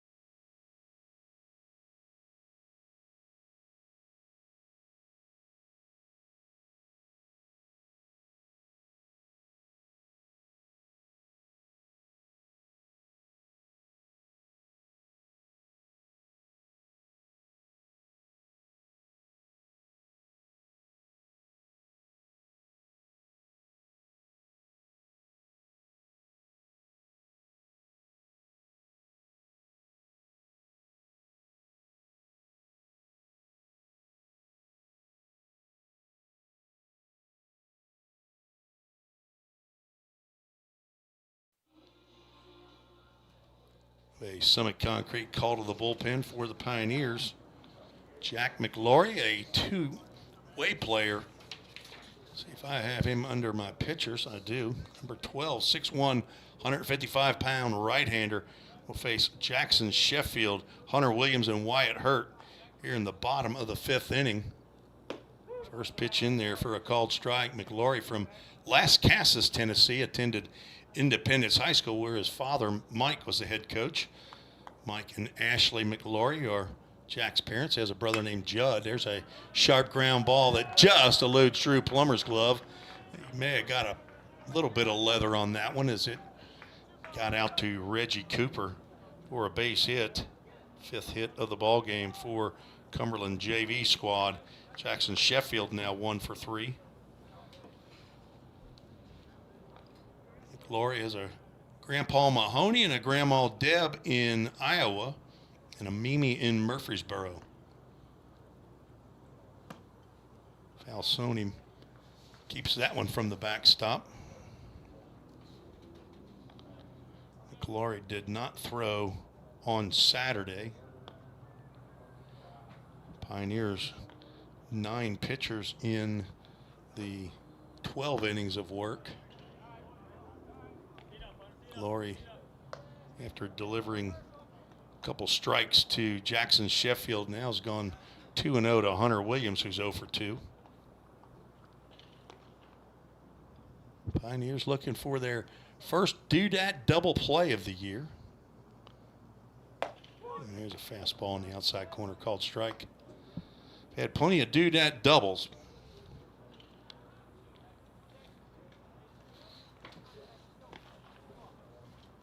Game 1 last week, 7 hits, 6 were doubles. Throw down to second base by Lex Falsoni on the attempted stolen base by Sheffield, and nice tag applied by Corbin Overbay. And Sheffield caught stealing 2-4 for out number 1. So officially 2 caught stealings on the day. That's the first time that Falsoni has gotten a chance to throw down to second base during the contest. Hunter Williams fouls that one off, and the count goes full. The Full Count Ministries full count celebration banquet at Long Hollow Church on Tuesday, September 26th. A free meal if you want to come and attend and hear all that Full Count has done in the last year, which includes another championship win for the Full Count Rhythm, their Woodbat Collegiate League team in the Ohio Valley League this past summer. And high school baseball, 5 weeks of mission trips and for baseball players, several other weeks of pouring into the community in Nicaragua, and some exploratory trips as well. I believe they went to Austria, and I'm not sure if they went back to Japan or not, but lots happening in the Full Count Ministry. Go to fullcountministries.com and find out all that you need to know. Wyatt Hurt, who's walked twice and scored a run, is at the plate. There's a breaking pitch for a called strike. Glory walked Williams once again, looking for that ground ball right to an infielder. No subs at this point. He drops down sidearm and gets the strikeout. He comes from a couple different arm angles. That's the first time we've seen today the sidearm delivery. And he now has 2 outs. No longer needs the do-dat double play. Do-dat Communications, a supporter of Volunteer State Baseball, provided signage for the updated and remodeled press box.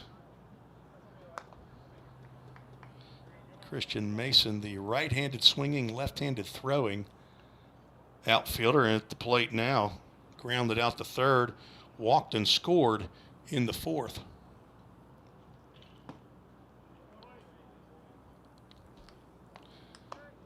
Looking for Lex Falsoni to throw that ball back to Jack McLaury, with McLaury's back turned toward him. After he throws a pitch that he's not really proud of, he turns his back to the plate. Falsoni's going to have to be careful not to just fire that ball back to him. Better make sure he's looking at him. Now 3 balls and no strikes to the tall right-handed hitter. On deck, catcher Alec Whitlock. 2 outs and a runner on. There's one right down the can. Last year's third baseman for the Pioneers, Carter Vrabel. I didn't check his stats, but he had a heck of a day here one time. 4 home runs in the doubleheader. As that 3-1 pitch fouled straight back, brings us to another full count. Ministries full count. Hit a grand slam. I think he had 11 RBIs on the day. Transferred to Tennessee Tech this year. Full count pitch coming. Runner takes off. Ground ball to Luderman at third. 2 hops, he gloves, and a strike thrown to Brody Melton to retire Christian Mason for out number 3. Pioneers need to score some runs. We will head to the 6th inning. We're scheduled for 9 innings, 1 ball game today. They are down 5-1. You're listening to the Vol State Sports Network.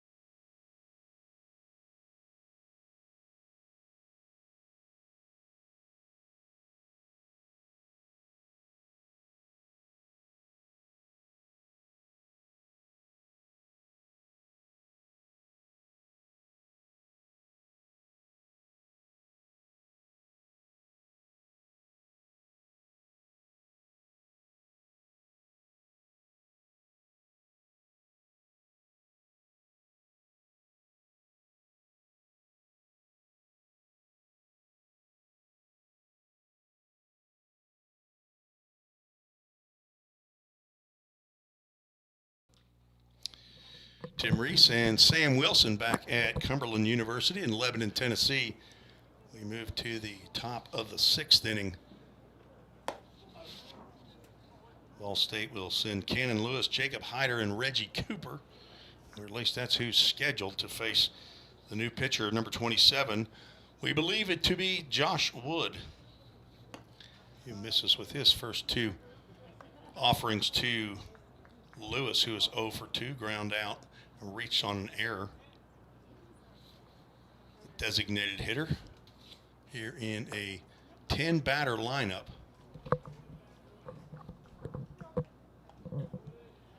Looks like we have the same defensive alignment. Might be changing here soon.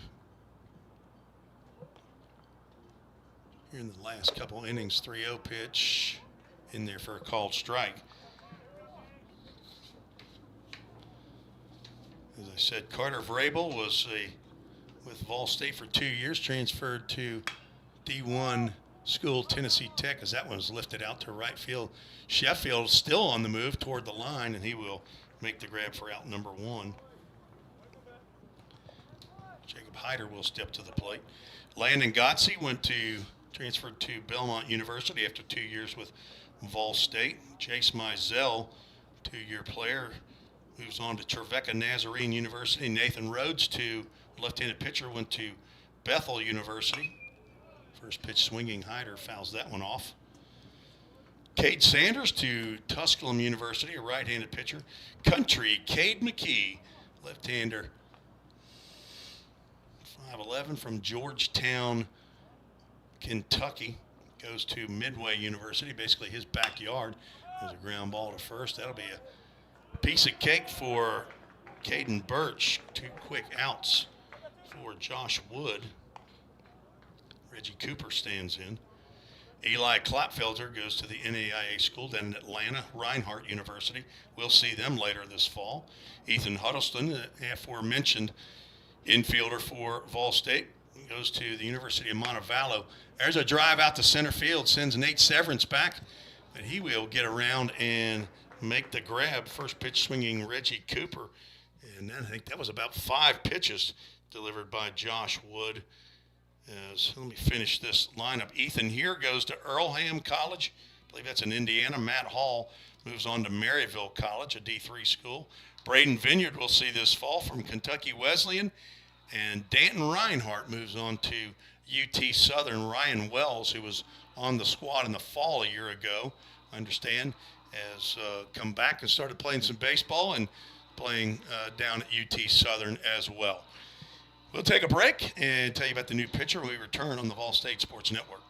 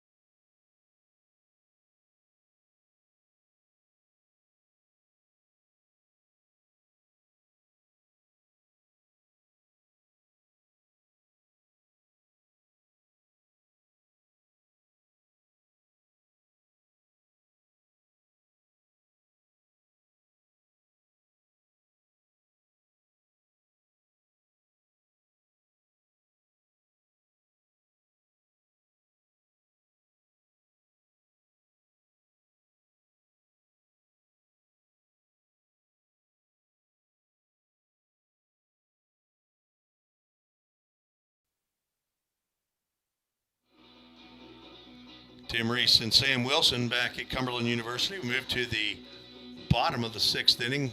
A Summit Concrete call to the bullpen. Theron Lee out of Hendersonville High School on for the Pioneers. 6'2", 165-pound true freshman, a fire science major, son of Quentin Lee and Amy Austin, and the older brother to Samuel, has a pops and a nana, a granddaddy Mike and Connie, Nanny and Frank. So welcome to all of those that are rooting on for Theron Lee as he delivers the first pitch to Alec Whitlock, who fouls that one back, much to the chagrin of our home plate umpire. That he was wishing that would have caught a little bit of Landon Luderman, who's our new catcher, but it apparently got a pretty good piece of our unknown, unnamed home plate umpire. Hey, don't forget, if you're just joining us on Twitter or YouTube, please send us a comment, say hello, let us know who you're rooting for, where you're coming from, if you know anyone on the field, and please make sure you like the video, like the stream, and turn on notifications so you never miss a stream. Producer Sam Wilson, freshman at Vol State, from Huntsville, Alabama. Actually, is it Madison? What's the? Madison, Alabama. Madison, yeah. There we go. Very close to Huntsville. We'll teach people a little bit of geography as the trainers come out. They must have caught a piece of our umpire's right hand. Looks like he might be good to go. 6th pitcher on for Jim McGuire, and we have a few defensive changes. As I said, Landon Luderman now behind the plate. He comes from third base. I'm pretty sure that's Landon Luderman behind the plate. Of course, with the gear on, it's hard to see that number as the count goes no balls and 2 strikes to the number 9 hitter, Alec Whitlock, who doubled in his last plate appearance. Breaking pitch misses outside. redshirt freshman Walker Strange, the new third baseman, and Nathan Aguilar is the new shortstop. So the new left side of the mound as Whitlock goes down on strikes. So good start by Theron Lee. Get his first strikeout of the ball game and his first appearance. Now the top of the lineup, Brady Nepper, who's 1 for 3. Gone down looking twice, as fouls that one off of the backstop on the right side. If this was arena baseball, that'd be a fair ball, but I don't think the Savannah, maybe that's one of the rules the Savannah Bananas have now. I don't know. Sam, are you familiar with the Savannah Bananas at all? I am not. What are the Savannah Bananas? It's basically the Harlem Globetrotters of I don't know, not in minor league baseball, but college level baseball. I haven't seen a game, and it's maybe going to grow on me, but they have all kinds of quirky. It's basically entertaining baseball, but it's not real baseball.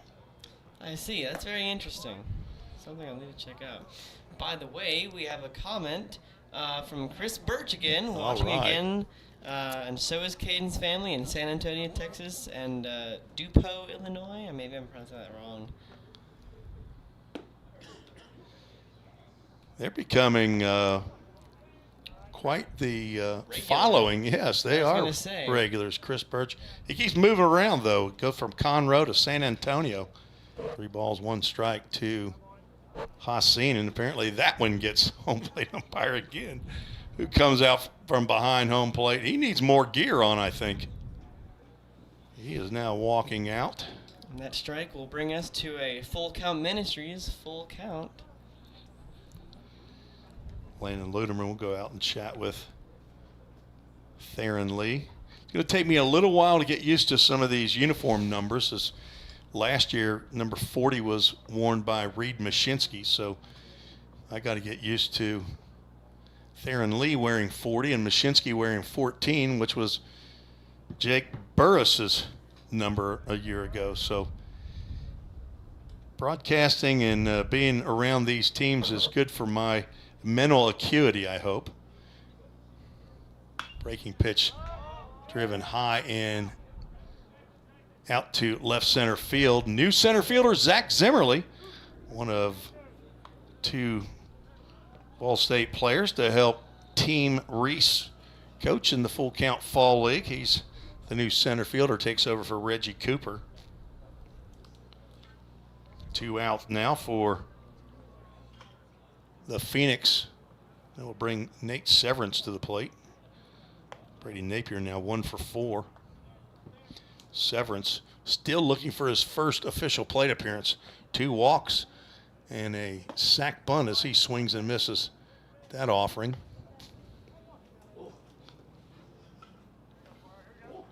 Jack McLaury, 1 inning of work, gave up 1 hit, a walk, and struck out 1 batter in his 4 that he saw.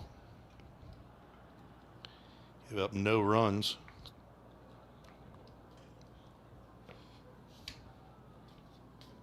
Breaking pitch lined out to left field, and Drew Webster, who's still out manning the number 7 position on the field, makes the catch for out number 3. So a 3 up, 3 down for Theron Lee. Great first outing for Theron, the local product at Hendersonville in Sumner County. The Pioneers, who scored 22 runs the last time these 2 teams got together, are stuck on 1 2/3 of the way through this one. Headed to the top of the 7th. You're listening to the Vol State Sports Network. We'll see you in just a bit.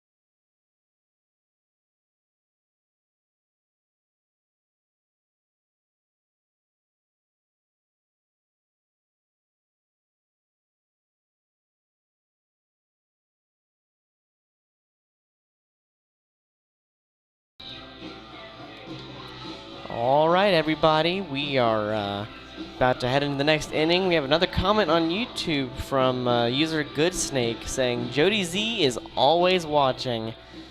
Good to hear, Jody Z. Glad to have you, and glad to have you in the future as well. I'm going to go way out on a limb, use my investigative background, and say Jody Z is Jody Zimmerly, the father of Zach Zimmerly. You might not be too far off if Mr. Goodsnake Jody Z would confirm that. He won't even need to. Former Vol State Pioneer. Stephen Bell, our new right fielder who came in for Reed Mashinsky, is at the plate, left-handed hitting red shirt.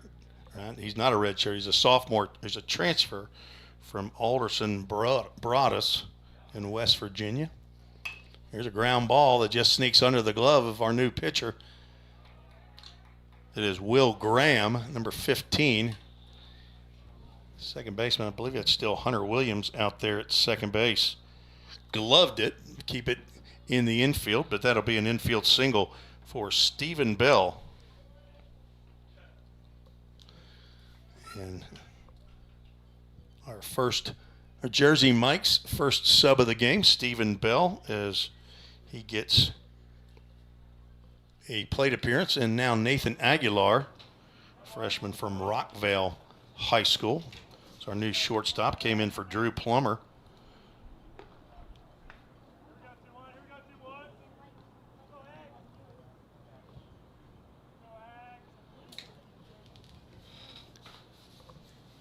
Nobody out and a runner on. There's a line drive that will get down in front of Jackson Sheffield. The Pioneers have something cooking here in the top of the 7th inning. It's looking pretty good so far.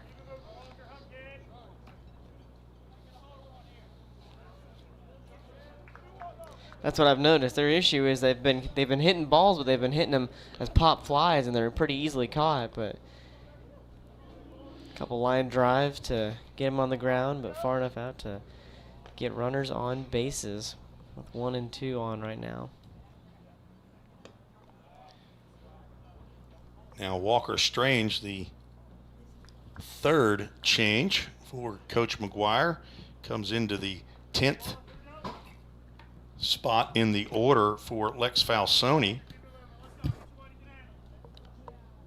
But Landon Luderman moved from third base to behind the plate. Walker Strange gets one down that third base line. It's a fair ball. That'll be extra bases as one run will come in right on the line. So the home plate umpire has that call, and a little bit of a delayed call and not well received by the Cumberland folks, but it surprised me. It looked like it went off the fair line, but if it hit the line, it's a fair ball. It was in and then rolled out, but I don't know if that's. Well, the rule is once it's where is that ball when it crosses the base. So if it's in fair territory or over the third base bag, it can then go into foul territory once it goes past the bag. I think it was over the. We'd have to go back and look, but I'm pretty sure it was over that bag when it went over. Yeah, the Cumberland folks are now. They're a little upset about that. 3 straight hits for the Pioneers, and the first do-dat double of the ball game, and a run scored, RBI for Walker Strange. Tim, you are correct. Our good snake is in fact the Jody Z you were thinking of. He also commented, "Nice inning, Theron." Or Theron. That's a former. Theron. Yeah. That's a former teammate of his son's over there at Hendersonville High School. Apologies. Corbin Overbay getting his 4th at bat as Gage Hoover is on deck.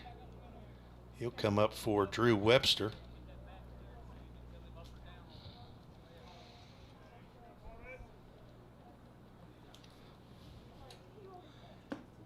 Overbay looks at ball 2 from Will Graham.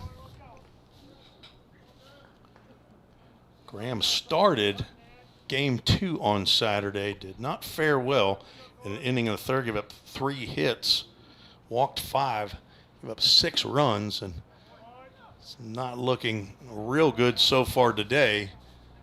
He now has 3-0 count to Corbin Overbay, and I guarantee he wants to see a pitch that is hittable here. He's not interested in walking. Nope, that would load the bases. And Overbay looks at a 3-0 pitch. I would have thought he would have had the green light. Maybe Coach McGuire gave him a take sign there. Nathan Aguilar at third. Walker Strange at second base.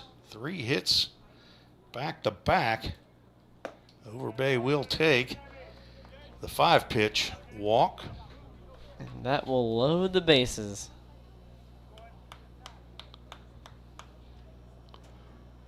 And the second visit from Derek Lowe, and we will have a Summit Concrete call to the bullpen. Appreciate Summit Concrete for their work in the bullpens a couple falls ago. Chuck Akers, former player for Coach McGuire at MTSU, owns Summit Concrete in Murfreesboro, Tennessee, a leading concrete contractor. They've been established since 2015. They serve greater Metro Nashville. They remodeled those bullpens in the fall of 2021, and I'm not sure if Chuck or Shane Kemp going to be called on to maybe make some additional changes at the Tim Garrett Baseball Complex out in right field. They're wanting to put up another hitting cage out there in right field, so I'm not sure if there's some concrete work or at least some site work that will be called upon. So from planning to execution, Summit Concrete sets a standard, quality standard, yards above the rest. Contact summitconcretetn.com on the web or 615-295-4547. So all year long we'll have the Summit Concrete call to the bullpens, thanks to Chuck Akers. Jody Z's made another comment. He says, ask that Sherlin guy about charging the mound on me sometime. We'll be talking about Dwayne, not Eddie. Eddie's way too kind-hearted to have ever done that. But I know Eddie's a lot older than Jody Zimmerly, though. See who we got. Number 20. See if that's on the old roster. I got 2 different rosters. Possibly Ethan Greer, who came in and pitched. This new pitcher, Ethan Greer, he came in and had a 1-2-3 inning in the 4th in that 22-1 ball game. So he's coming in with the bases loaded, nobody out, 1 run in. Gage Hoover, the pinch hitter, swings at a breaking pitch, first pitch he sees from Greer. That's beautiful hit, just off target. Hoover 3 for 4 in that 22-1 win. Had a double, 2 singles, 2 RBIs, 2 runs scored. Another one of the Creekers from Stewart's Creek High School.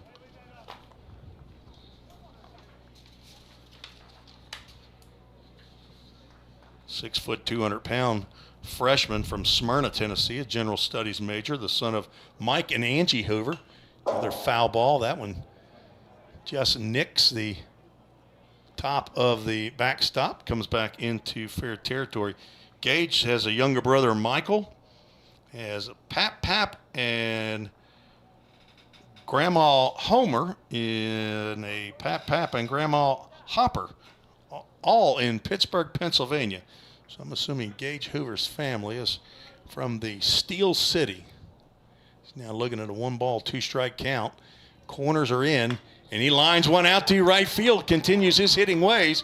Jackson Sheffield bobbles, and 1 run will come in. The throw goes to third base.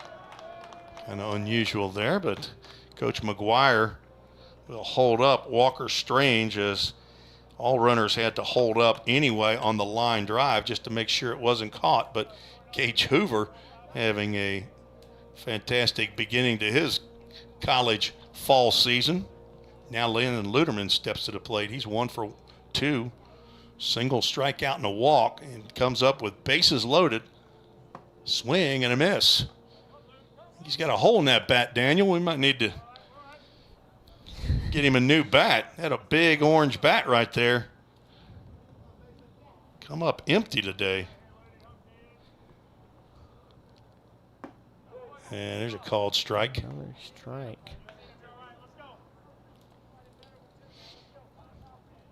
Walker Strange at third, Corbin Overbay at second. Gage Hoover, the line drive RBI single on at first base. 0-2 pitch misses outside. Greer going to that breaking pitch. 4 hits in the inning.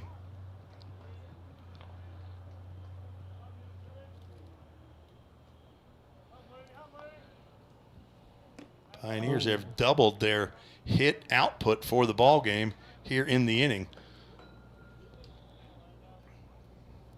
On deck is Noah Ward, who will replace Brody Melton.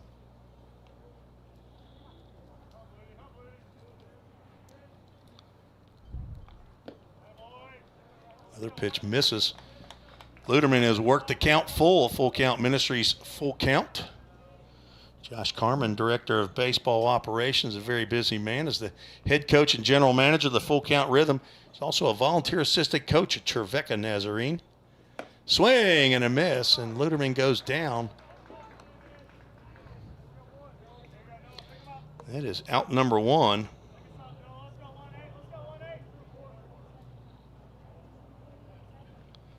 First strikeout by Ethan Greer, who's on in relief here of Will Graham.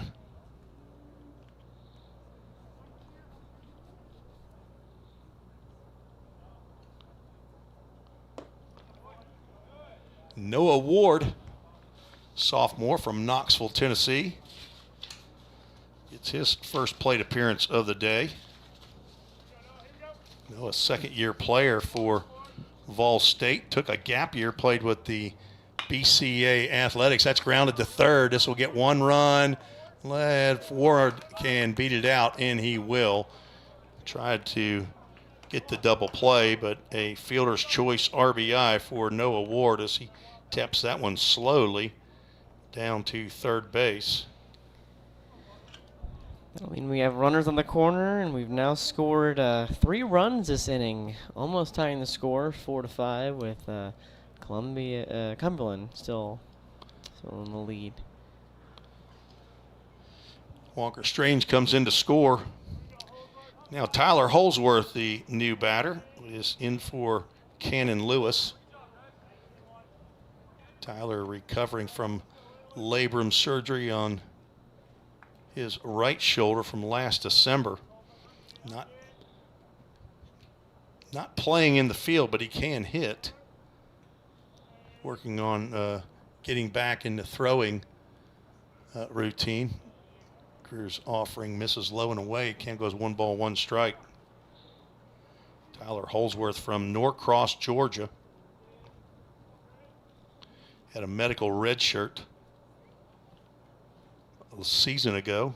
And a strike called on the inside corner.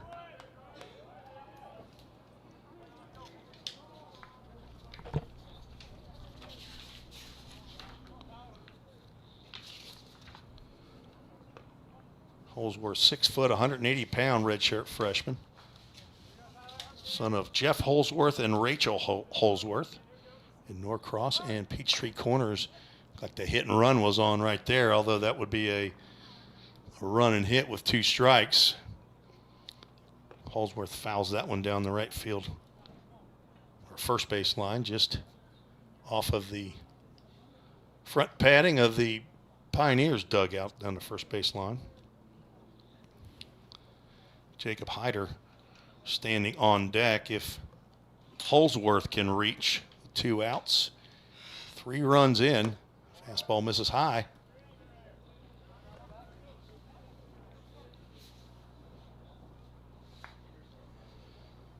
Tyler got the start at the DH position in game 2 on Saturday. Walked twice and singled, scored all 3 times he came to the plate. That pitch nearly hits Tyler as Ward cruises on down to second base with a stolen base. That'll bring the count full to a full count Ministries full count. 2 runners in scoring position. All-State could take the lead with a single properly placed. Home run. You're thinking even bigger. Full count misses just inside, and Holsworth will get his 3rd walk in 4 plate appearances on the year. That'll still be a walk with the bases loaded now. Shoot, a grand slam would be awesome. We'll have to see. Jacob Hyder 1 for 2. Boone County, Kentucky. Way up north. There's a strike called in the right-handed batter's box.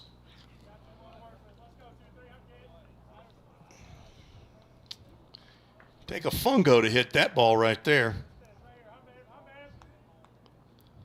Jacob's going to be looking for something a little bit closer to that white dish out there.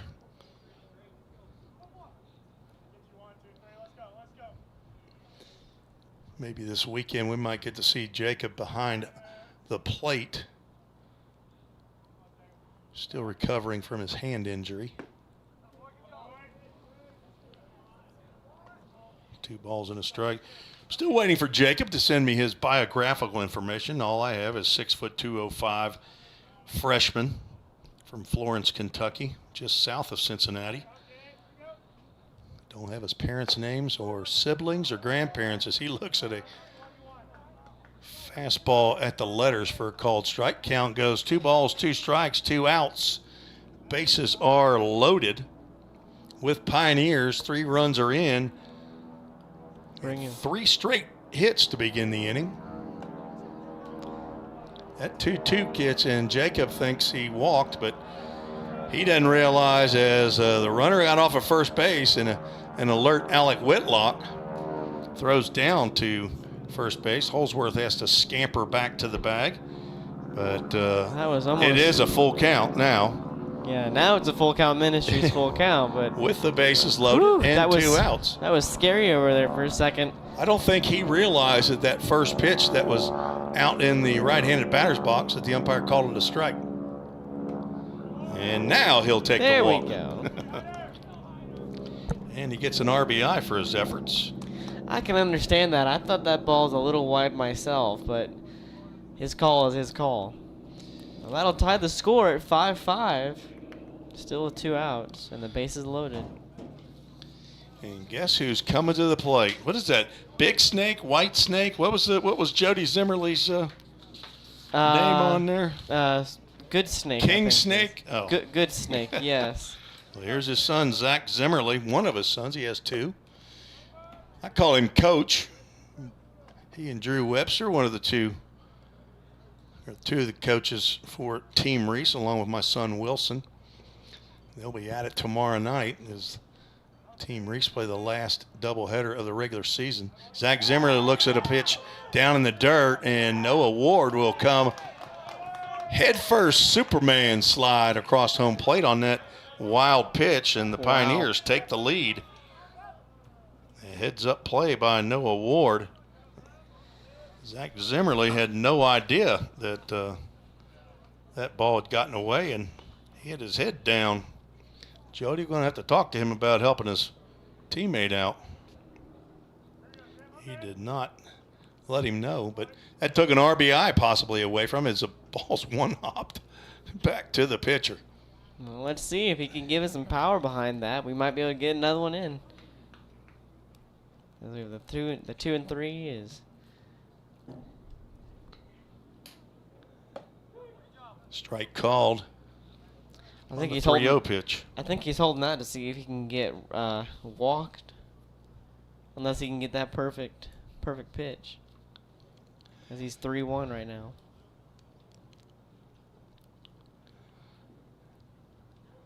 There's a line drive into right field. That'll be another run. That'll get 1. They're trying to score 2. The throw is going to be in time as he's blocking the plate. Alec Whitlock blocks home plate. And honestly, I don't know the rule in college. I know it's different in Major League Baseball. You got to give the runner a lane. Not sure necessarily if you have to here, but got a little greedy there with Hyder, but an RBI single by Zach Zimmerly brings in Holsworth. On the play, Hyder is cut down 9-2 for out number 3. The Pioneers send 10 batters to the plate. Quite the comeback inning for the Pioneers for sure. We're back in it, 7-5. 6-run inning, 5 hits for Vol State. No errors, and 1 runner left on base. So just as Cumberland had a 6-run 7th inning in Game 1 on Saturday, the Pioneers reciprocate here and take a 2-run lead into the bottom of the 7th. We're scheduled for 9 innings. We'll take a quick break, tell you about the new pitcher. We return on the Vol State Sports Network.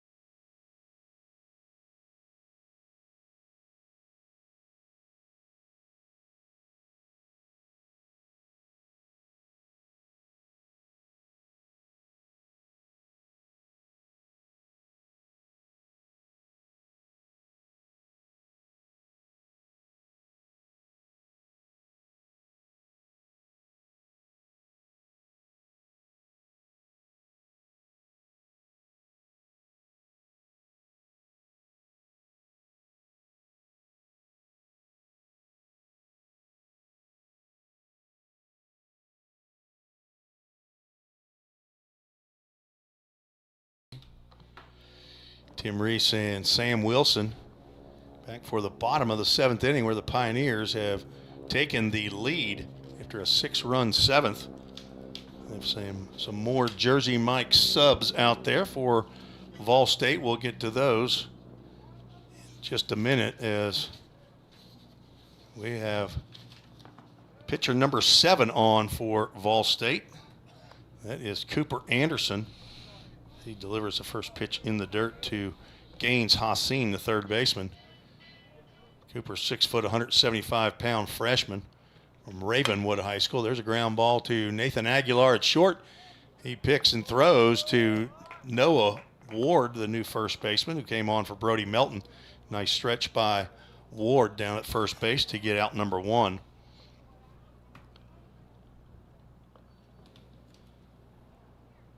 Anderson, a right-hander, the son of David Anderson and Christina Sargent. His older sister, we go Kaylin, Kallan, and Alyssa. And older brothers Ryan and Neil. And he delivers a fastball to the Phoenix first baseman, Caden Birch. You know, 0-1. Birch 1 for 3. He had a double. Drove in 2 runs in the 3rd. There's a nice breaking pitch in there for a called strike. Anderson up. No balls and 2 strikes. He also has a Grandpa Art and a Papa and a Nana and a Grandma. Got a couple comments over here from our friend Good Snake. First one, attaboy ZZ. I'm sure referring to the play earlier. And Zach Zimmerly, his son. Mm-hmm. Yep. And then second comment saying, Good Snake is left over from my 90s computer hacker days. The FBI needs you, Jody. What do they call those? White hat hackers? I took some computer science classes. Did you? That was gonna be my major before communications. I was gonna go into cybersecurity, and I got IT Plus certified, CompTIA, and then I got into the more deep side of programming, and that's when I hit a brick wall and said, nope, this isn't much fun anymore. Ground ball softly hit to second base. Corbin Overbase still in the ball game. And he gloves and throws to Ward for out number 2. I think Corbin may be the only holdover, as I believe Gage Hoover now out in left field for Drew Webster. He came on to hit for Drew. Zach Zimmerly out in center field and Stephen Bell in right. So Corbin Overbay, the only starter in his original position. I think Landon Luderman, who has moved from third to behind the plate, also still in the lineup.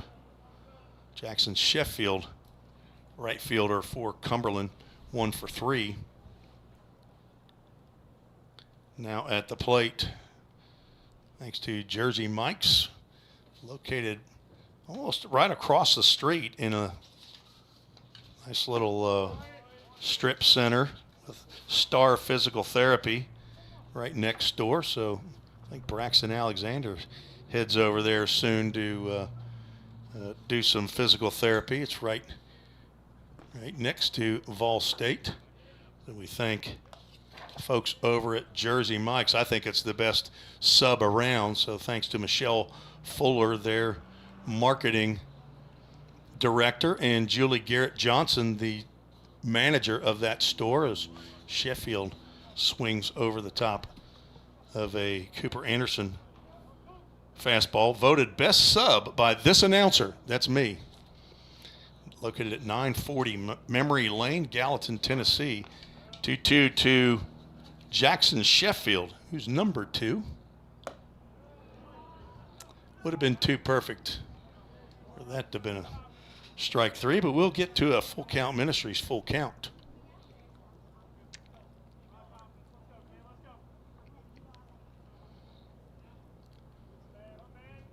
Just in case. Full Count Ministries missionaries from Alabama, Adam and Charlie Spates. Adam might be listening in. He'll follow me around a little bit. So, missionary in Chinandega, Nicaragua. Full Count also has a ministry house in a town up in the mountains called Mazante, near another town called Ocotal, as Sheffield draws the walk. Brings to the plate second baseman Hunter Williams, who's 0 for 2 with a walk. Sheffield was cut down trying to steal second base last time he got on, and there's a fastball called strike on the outside corner. Nice pitch by Anderson.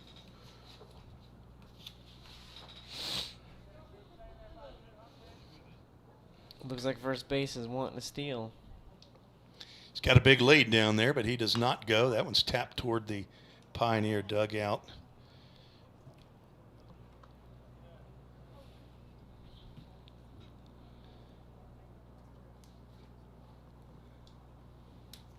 Maybe Cam Hodges down there, right at the front edge of the dugout, tried to make that play. Pitcher's looking at first. Oh, it's Popped a big up. pop fly. Nathan Aguilar, He's shortstop got it. out in the natural grass, makes the catch for out number 3. Good inning for Cooper Anderson, who faces 4, retires 3, did walk a batter, but preserves the lead at 7-5 for Vol State, and we'll head to the top of the 8th inning. 2 innings to go here at Cumberland University in Lebanon, Tennessee. You are listening to the Vol State Twitter and YouTube.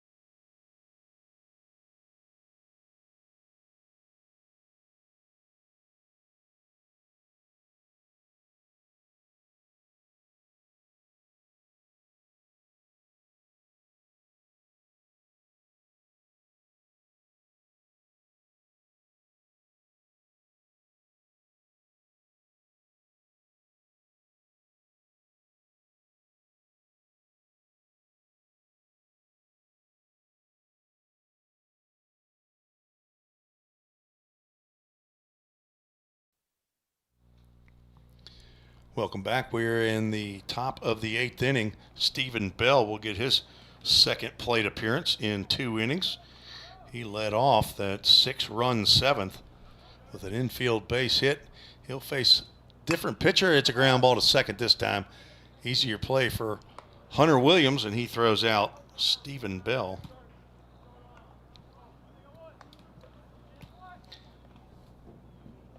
Greer came on in relief of Will Graham.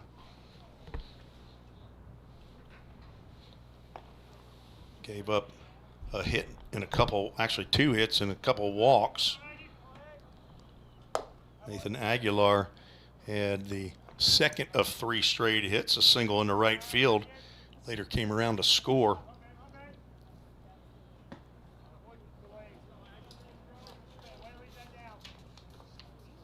Parents from Nicaragua, speaking of full count ministries in that Central American country. Drive into left field. That will get down in front of Christian Mason. Nathan Aguilar 2 for 2.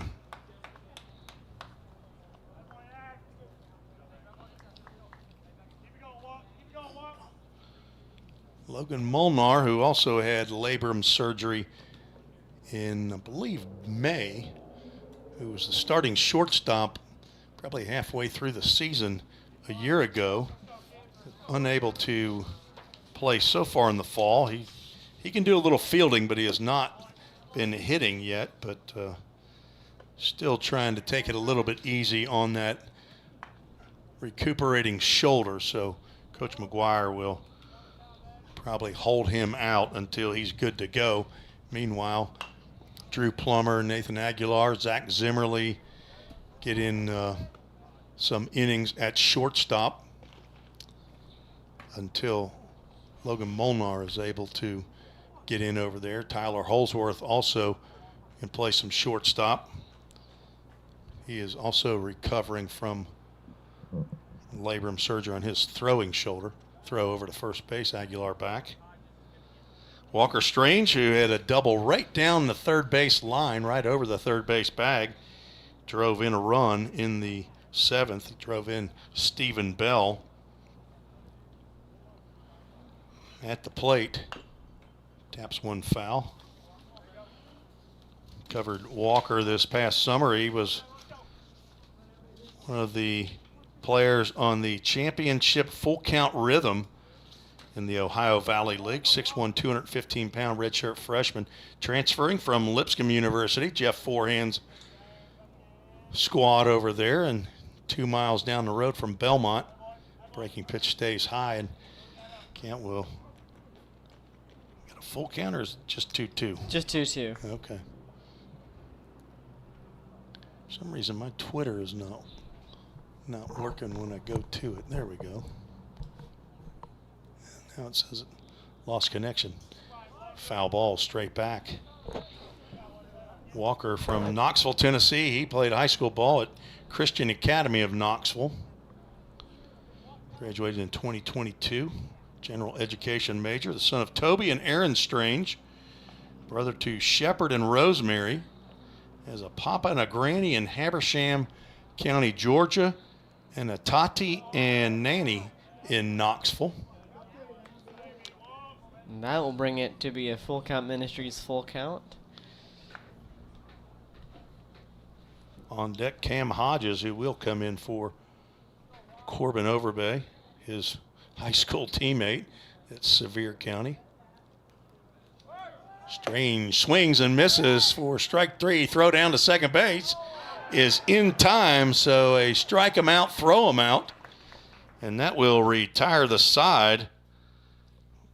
Walker Strange goes down swinging. Nice throw by Alec Whitlock, where I believe that was Hunter Williams, second baseman. He didn't have to move his glove.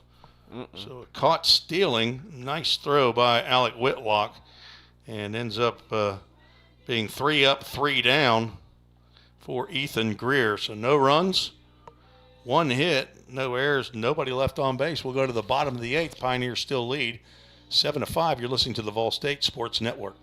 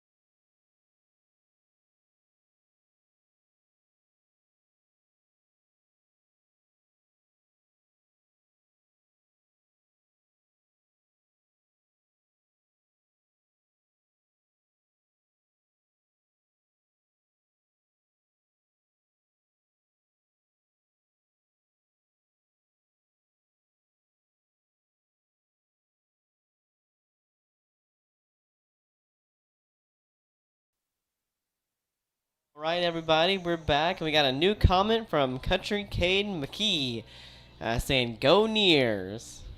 My man from Georgetown, Kentucky, Scott County.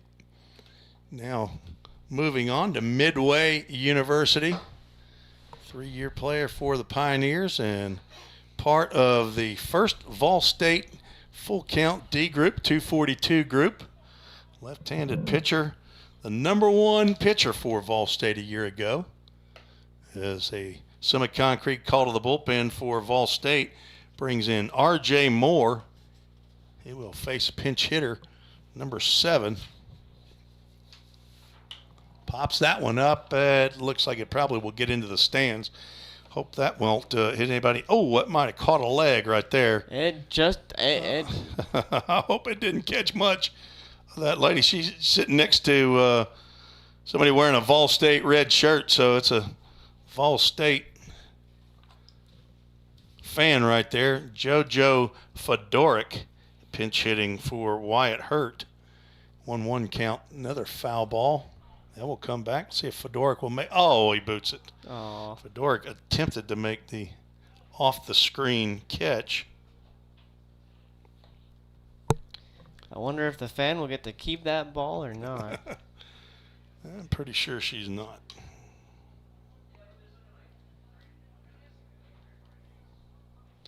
JoJo Fedoric played in both games of the doubleheader on Saturday. 1 for 3 in game 1. And went 0 for 2 in game 2 before being lifted for a pinch hitter. R.J. Moore, 6'1", 180-pound redshirt freshman from Goodlettsville, Tennessee. He also, like Cannon Lewis, played his high school baseball at Beach High School. Got a full count ministries, full count. We are full already to Fedoric. Yeah, 1 low and 1 really high ball over here. Let's see what he does. Swing and a miss. Swing and a miss. Ouch. First collegiate batter that R.J. Moore faces. I don't know that he pitched in the fall.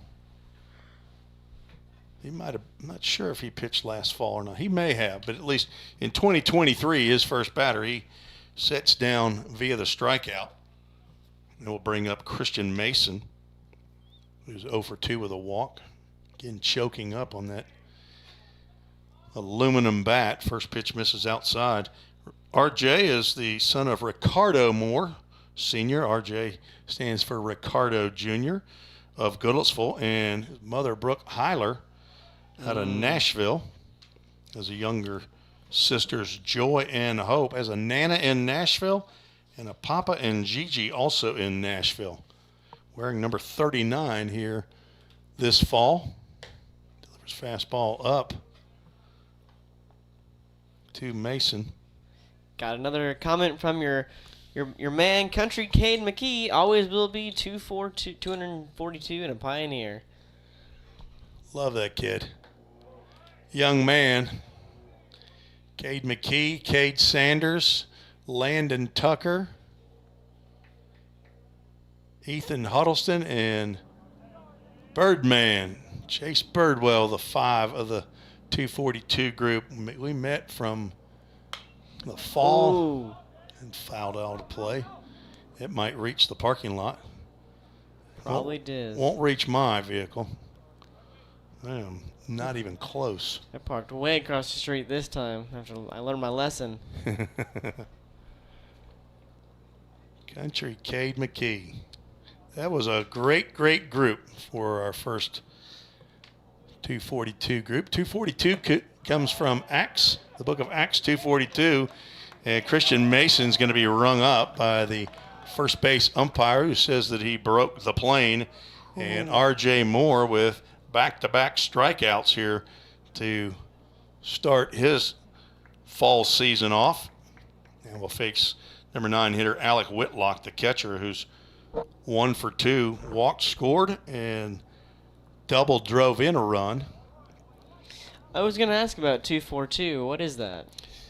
Book of Acts 2:42. After Jesus ascended back into heaven, the apostles agreed to gather for training and fellowship, the breaking of bread, and prayer. And that's what we did at the Chick-fil-A at Gallatin on Friday morning. So nothing better than reading the Bible over some Christian chicken. We need to talk to owner up there at Chick-fil-A at Gallatin and see if he wants to become a sponsor.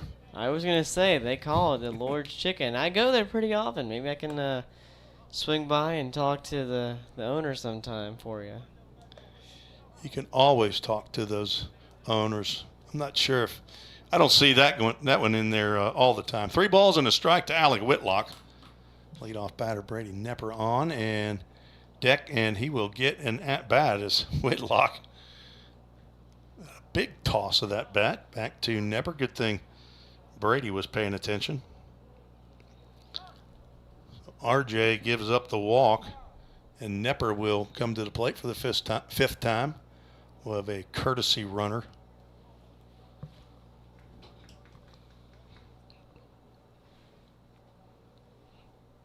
We had this courtesy runner earlier. Andrew Vaden is our courtesy runner for Whitlock.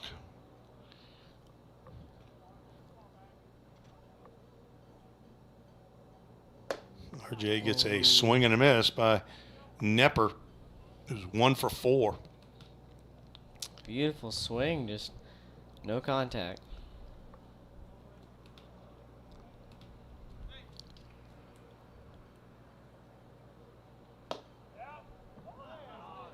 Not sure if that missed in or up, but it was outside the zone, says the home plate umpire. RJ looking for that. Look a little bit close to the batter there. Noah Ward holds on the runner at first. Slider misses up. Gage Hoover in left, Zach Zimmerly in center, Stephen Bell in right, Walker Strange at third, Nathan Aguilar at short, Corbin Overbay still out at second base, Noah Ward at first, and Landon Luderman behind the plate. Backhands that one, keeps it in the left-handed batter's box, and the count goes 3 balls and a strike as RJ, after striking out the first 2 batters, now having a little trouble getting the ball over the plate. I was going to say, this might be another walk. If that happens, I imagine we're going to see something from the coach.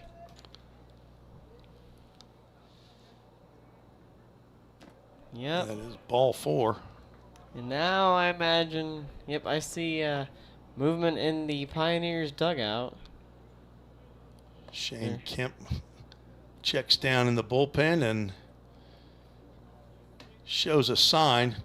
I'm sure that Coach McGuire will let him go one more batter, but Landon Luderman will ask for time, go down and check or go to the mound, see who is next up for Coach McGuire. They've got 2 outs. They need a pop fly and a catch or something else, but they've got 1 and 2. They got men on 1 and 2 right now. Nate Severance steps to the plate. 2 on and 2 out. 0 for 1 in 4 plate appearances. That's Pops the that one pop-up up. that they need. Nathan Aguilar hauling off. Gage Hoover makes the catch in foul territory.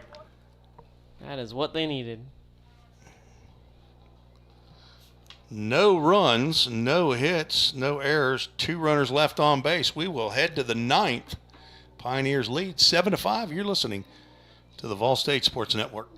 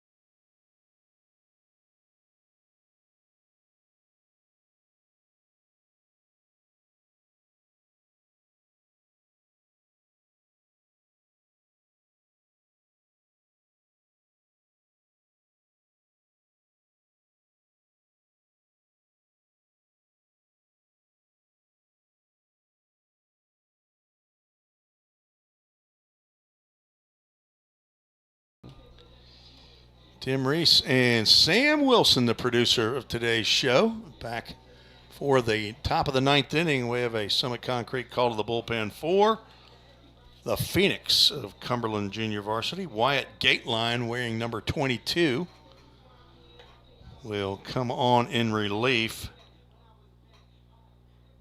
The 8th pitcher for Cumberland, Ethan Greer, through 2 innings of work, coming on in relief in the 7th inning. And Gateline will face pinch hitter Cam Hodges, who was on deck when Walker That's Strange. Big hit to center field. But caught. Pop out to the shortstop on the first pitch that Cam Hodges sees.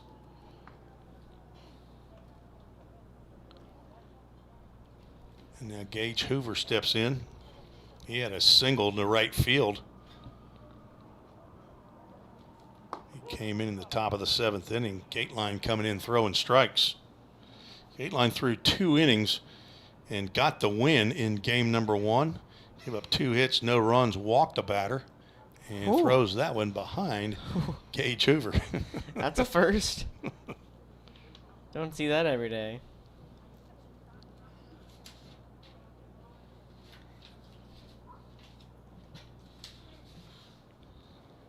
Wonder if it rolled off his finger, or he just didn't have a good grip on it, or what?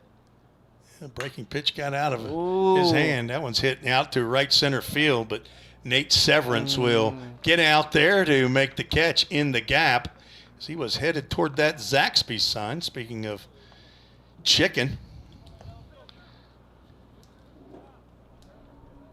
So 2 quick outs here in the top of the 9th.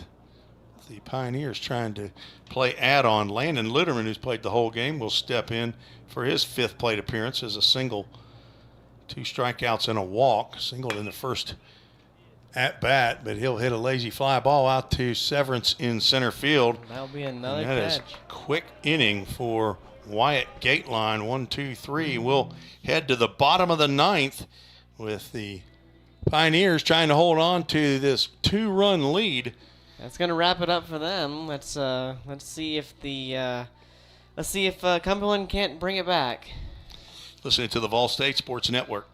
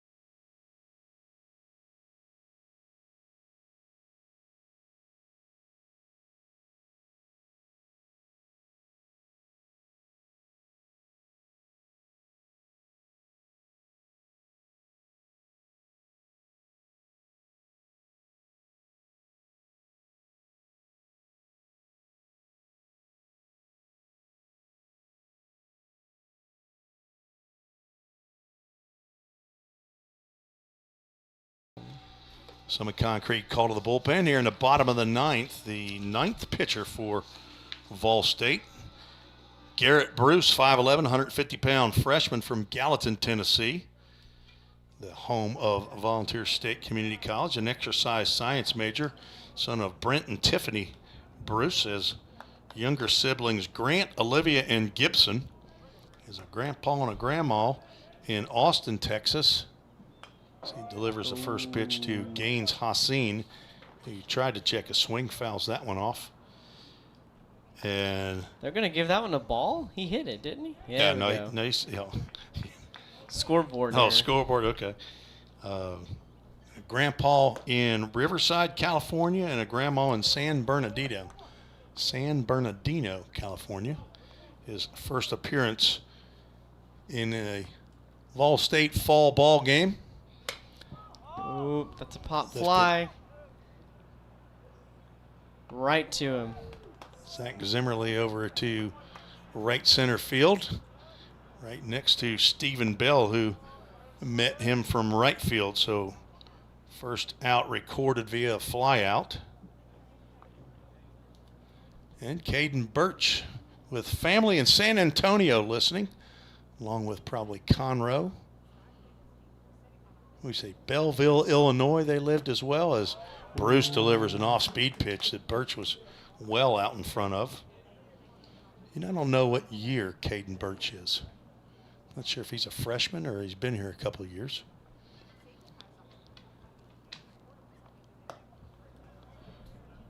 Birch has doubled and driven in 2 runs and 4 plate appearances, grounded out the other 3. Pioneers with a 6 spot in the top of the 7th inning. Took the lead after Cumberland took a 5-1 lead.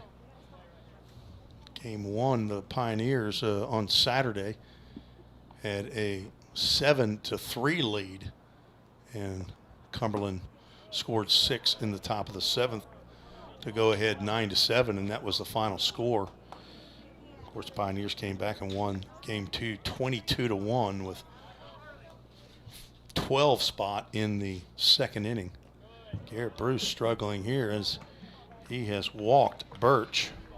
Just as a reminder for those, I think we have about 33 on YouTube right now and a few more on Twitter. For those of you guys who are on YouTube or who want to go to our YouTube channel, we do have both of those games, the recaps, the full streams on our channel. So if you want to go back and watch those, if you missed something, or if there was a play that you love that you want to go see again, make sure you go back and watch that. And while you're at it, make sure you like the videos and subscribe to our channel, and make sure you have the notification bell on so you never miss when we start a live stream. That's a good word right there.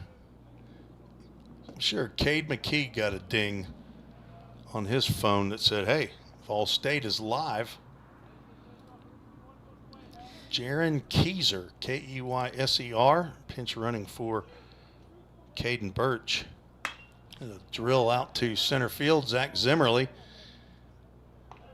former shortstop at Hendersonville High School, learning that outfield position, played that one perfectly.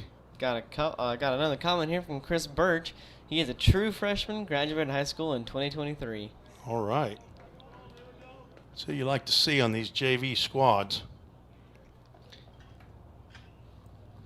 So 2 out now as the Phoenix down to their last out. Hunter Williams is taken down for a pinch hitter. This is going to be the frequent pinch runner. It's Andrew Vaden on for his first plate appearance, and he grounds one up the middle. That will sneak through for a base hit. Pinch hit, base hit by Andrew Vaden, putting runners at first and second. Yep. Now the winning run is at the plate.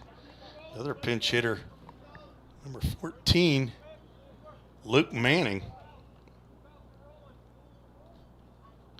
Third batter to come to the plate in this 7th spot in the lineup. 2 outs, 2 on. 2-run lead for the Pioneers. Landon Luderman catches that one outside, and he will call timeout. I'm not sure if he was crossed up on that one, as we have runner at second base, so different set of signs. And with Garrett Bruce being a freshman and Landon Luderman getting his first game action behind home plate this year, at least this fall. He did play, I think, an inning or 2 behind the plate in the doubleheader on Saturday, but last fall and spring, he did not get any action behind the plate that I recall. There's a breaking pitch. It misses outside, and the count goes 2-0. All they need is one more out here to end the game with the lead is 7-5. They've got 2 men on bases, 1 and 2. Bruce staying with that breaking pitch. You can hear the crowd going crazy for the pitcher missing the strikes. Hoping for a comeback from Cumberland. Hoping for a walk. There's one right down the can for Garrett Bruce. Connor Paul, if necessary, is down in the bullpen. Left-handed pitcher. Jim McGuire, head coach, is gone. All 9 pitchers today have been right-handed. There's one on the outside corner, and Garrett Bruce has worked his way back. He called ball 4. Holy smokes. Wow. I didn't think he made the strike call, but wow. Someone didn't like that. Well, there's a whole bunch of them over there in the first base dugout, I know. And that'll be the bases loaded right now for Cumberland. This is anybody's game right now. Christian Mason at the plate. Bruce misses with that one. That looked good to me. Maybe a little low. So 2 walks and a single. Sandwiched in there with 2 flyouts to center field as Bruce decided to just pump fastballs in there. Mason 2 ground outs to third, a strikeout and a walk. Looking to extend the game. 7 runs, 10 hits, 1 error for Vol State. 5 runs, 6 hits, 1 error. There was a breaking pitch that misses outside, pops out of Luderman's glove. Last thing that Garrett Bruce wants to do is walk another batter and gift Cumberland a run. Want to make them earn every run they get. But there's a swing and a miss. 2-2. Now down to their last strike. Last strike, 2 balls, 2 outs. They could end it right here.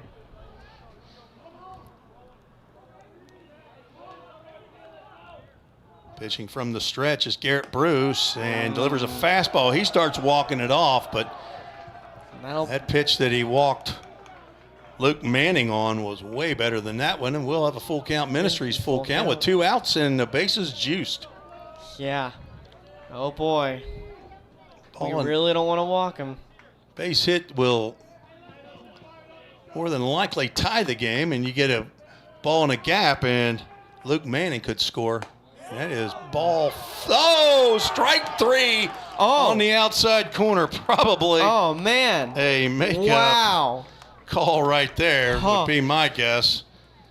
But the Pioneers survive. Wow. On a very controversial called strike 3. Garrett Bruce will surely take it.